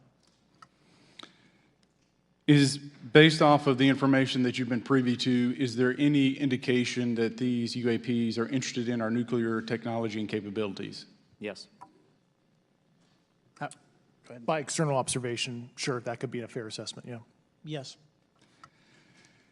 Is there any indication that the Department of Energy is involved in UAP data collection and housing? I don't have an answer. I can't confirm or deny that in a public setting. And could you do it in a secure setting? Yes. Mr. Fravor? No, I don't know. Mr. Chairman, I think I'm the last member to go, but there clearly is a threat to the national security of the United States of America. As members of Congress, we have a responsibility to maintain oversight and be aware of these activities so that, if appropriate, we take action. I would encourage the chairman to demand that we have any and all, but in particular Mr. Grush, talk to us in a skiff. And if that access is denied, I will personally volunteer to initiate the Holman Rule against any personnel or any program or any agency that denies access to Congress. Mr. Chairman, with that, I will yield the remainder of my time to my fellow colleague from Tennessee, Mr. Burchett. Thank you, Mr. Chairman. Thank you, Mr. Ogles, for the great questions, brother. Mr. Grush, I might have asked this before, but I want to make sure. Do you have any personal knowledge of someone who's possibly been injured working on legacy UAP reverse engineering? Yes. Okay. How were they injured? Is it something like a radioactive type situation or something we didn't understand? I've heard people talk about Havana syndrome type incidences. What was your recollection of that? I can't get into specifics, but you could imagine assessing an unknown unknown. There's a lot of potentialities you can't fully prepare for. How do you think we ought to handle UAP whistleblower complaints like yours in the future? Yeah, there was some issue with mine. So, PPD-19 process, it goes to the Intel committees, either through PPD-19 or ICD-120. There's not a good way for the Intelligence Community Inspector General to provide that to other committees. And I asked my information to be sent to the House and Senate Armed Services Committee because there are Title X equities at play, but there was no smooth process to do so. Yeah. It's a trash can. Are you aware of any individuals that are participating in reverse engineering programs for non-terrestrial craft? Personally, yes. Do you know any that would be willing to testify if there were protections for them? Certainly closed door and assurances that breaking their NDA, they're not going to get administratively punished for so. Yeah. I yield, Mr. Chairman. Thank you. I'm going to do something a little bit out of the ordinary here. We're going to give 3 people a chance at an additional 3 minutes. So Mr. Burchett, do you want to keep going? Why don't you come back to me, Mr. Chairman? Ms. Luna, if she's on, is she on that list? Sure. Chairman, I'd like to submit for the record an article by News Nation, and it follows Mr. Grush's full interview for the record. Without objection. Thank you. Mr. Grush, why is it that you referred to the phenomenon as non-human intelligence? Why deviate from the basis of extraterrestrial life? I think the phenomenon is very complex, and I like to leave an open mind analytically to specific origin. When you say specific origin, are you referring, can you elaborate on that for those that might not? If it's a traditional extraterrestrial origin or something else that we don't quite understand from either a biological or astrophysics perspective, yeah, I just like to keep an open mind on what it could be, yeah. Okay, and referring to your News Nation interview, you had referenced specific treaties between governments. Article 3 of the Nuclear Arms Treaty with Russia identifies UAPs. It specifically mentions them. To your knowledge, are there safety measures in place with foreign governments or other superpowers to avoid an escalatory situation in the event that a UAP malevolent event occurs? Yeah, you're referring to actual a public treaty in the UN Register. It's funny you mentioned that. Yeah, the Agreement on Measures to Reduce the Risk of Outbreak of Nuclear War signed in 1971. Unclassified treaty, publicly available. And if you cite the George Washington University National Security Archives, you will find the declassified in 2013 specific provisions in the specific red line flash message traffic with the specific codes pursuant to Article 3 and Article, also Situation 2, which is in the previously classified NSA archive. What I would recommend, and I tried to get access, but I got a wall of silence at the White House, was those specific incidents when those message traffic was used. I think some scholarship on that would open the door to a further investigation using those publicly available information. Thank you. And then my last question with 51 seconds remaining. You mentioned white-collar crimes potentially being taking place in regards to a cover-up. Can you please elaborate? I have concerns based on the interviews I conducted under my official duties of potential violations of the Federal Acquisition Regulations, the FAR. Thank you very much, Chairman. I yield the remainder of my time. Okay, we'll go to Mr. Raskin for 3 minutes.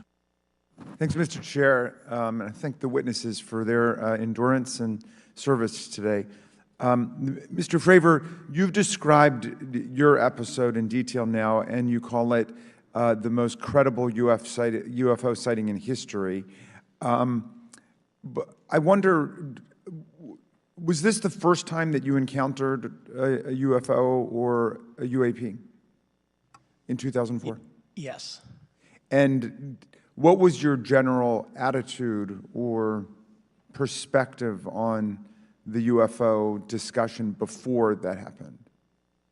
I never felt that we were alone with all the planets out there, but I wasn't a UFO person. I wasn't watching History Channel and MUFON and all that. And have you had experiences or encounters since that happened? No. And so have you formed any general conclusions about what you think you experienced then? Yes, I think what we experienced was, like I said, well beyond the material science and the capabilities that we had at the time, that we have currently, or that we're going to have in the next 10 to 20 years. Very good. Mr. Grush, you've been able to answer in great detail on certain questions, and then other things you say you're not able to respond to. Can you just explain where you're drawing the line and what's the basis for that? Yeah, based on my DOPSR security review and what they've determined that is unclassified. I see. So you're answering any questions that just call upon your knowledge of unclassified questions, but anything that relates to classified matters you're not commenting on in this context? In an open session, but happy to participate in a closed session at the right level, yeah. Okay. And Mr. Graves, you've said that there are dozens of fellow pilots, military pilots. Are there also commercial pilots who've encountered the same kind of sightings that you described before? They are similar. Commercial pilots have less range and less sensors to be able to reach out and look for objects over wide swaths of airspace. And so pilots are seeing them, commercial pilots are seeing them, and they're typically closer, and the range of what they're seeing is pretty large. What is the most vivid, concrete sighting with the naked eye of the objects that you described before, the cube-like objects? Certainly. I think the most vivid sighting of that would have been near midair that we had at the entrance to our working area. One of these objects was completely stationary at the exact entrance to our working areas, not only geographically but also at altitude. So it was right where all the jets are going, essentially, on the eastern seaboard. The two aircraft flew within about 50 feet of the object, and that was a very close visual sighting. And you were in one of the aircraft? I was not. I was there when the pilot landed. He canceled the mission after, and I was there. He was in the ready room with all his gear on, with his mouth open, and I asked him what the problem was, and he said he almost hit one of those darn things. He said he was 50 feet away from it? Yes, sir. And his description of the object was consistent with the description you gave us before? A dark gray or a black cube inside of a clear sphere. Inside of a clear sphere? Yes. And with no self-evident propulsion system? No wings, no IR energy coming off of the vehicle, nothing tethering it to the ground. And that was primarily what we were experiencing out there. I'm over time. Thank you very much for your service, and I yield back to you, Mr. Chairman. Very good. Mr. Burchett? Thank you, Mr. Chairman. This is for all three of y'all, starting with Mr. Graves. Why did you come forward on this issue? I came forward because I felt that my colleagues did not have a way to mitigate this safety threat, and I wanted to help them. I was trained as an aviation safety officer by the Navy, and it just felt right. I felt like I had to help the folks that were still flying and dealing with this. Mr. Grush? Purely a sense of duty. My first sworn oath when I was a cadet 18 years ago, and I still uphold that even out of the uniform. Commander? I was pestered by a friend, and I asked why, and he said, "You're the one person that they can't discredit, and you'll add credibility to the New York Times article." And so after about 6 times, I said, "Okay." Honest. Yeah.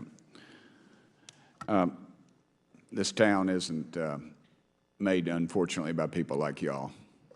We thank y'all. And I do want to also thank the people in the audience and the people that are watching this that can't be, people all over the world that have kept this issue alive. You've endured criticism and derogatory remarks, and we're trying to get to the bottom of it. And so God bless y'all. Thank y'all so much. We really appreciate you guys and gals.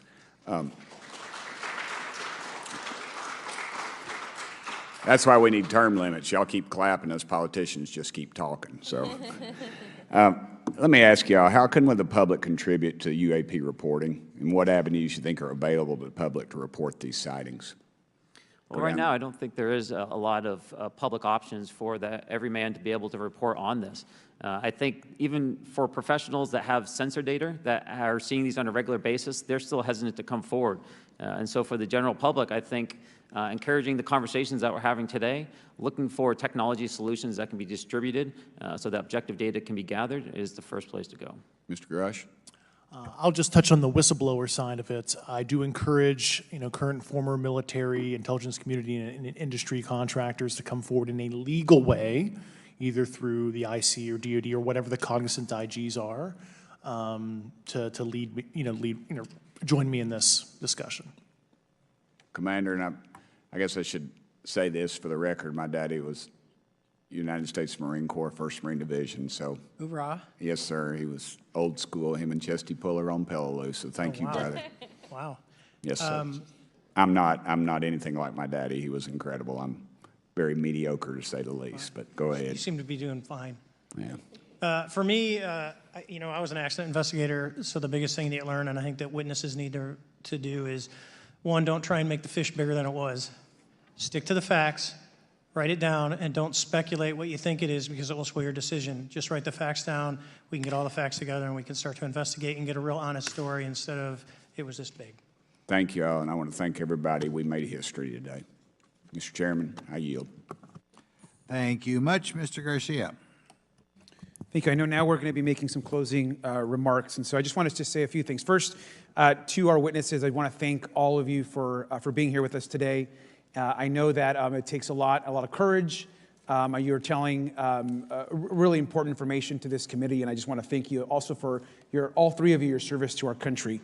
I also want to just note that today's hearing was both important but also serious, and I want to thank our subcommittee chairman, Mr. Grothman, I think for running a very fair and substantive hearing. I do want to thank the committee staff on both sides for the amount of work that it took to put this hearing in place, and certainly to all the members that have been involved in this issue prior to the hearing.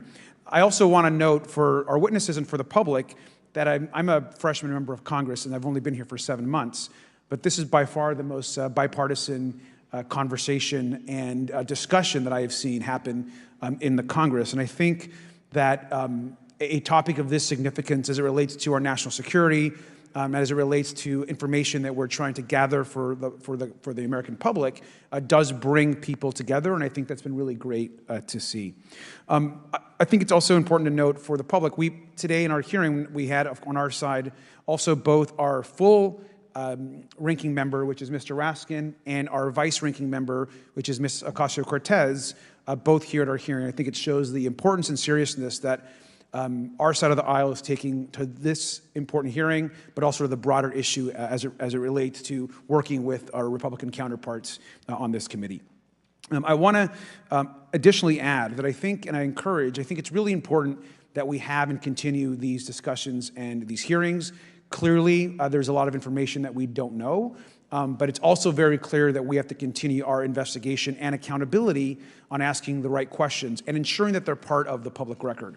One thing that was important today is some folks might wonder, why are we asking questions that might already be out there or that have been asked before?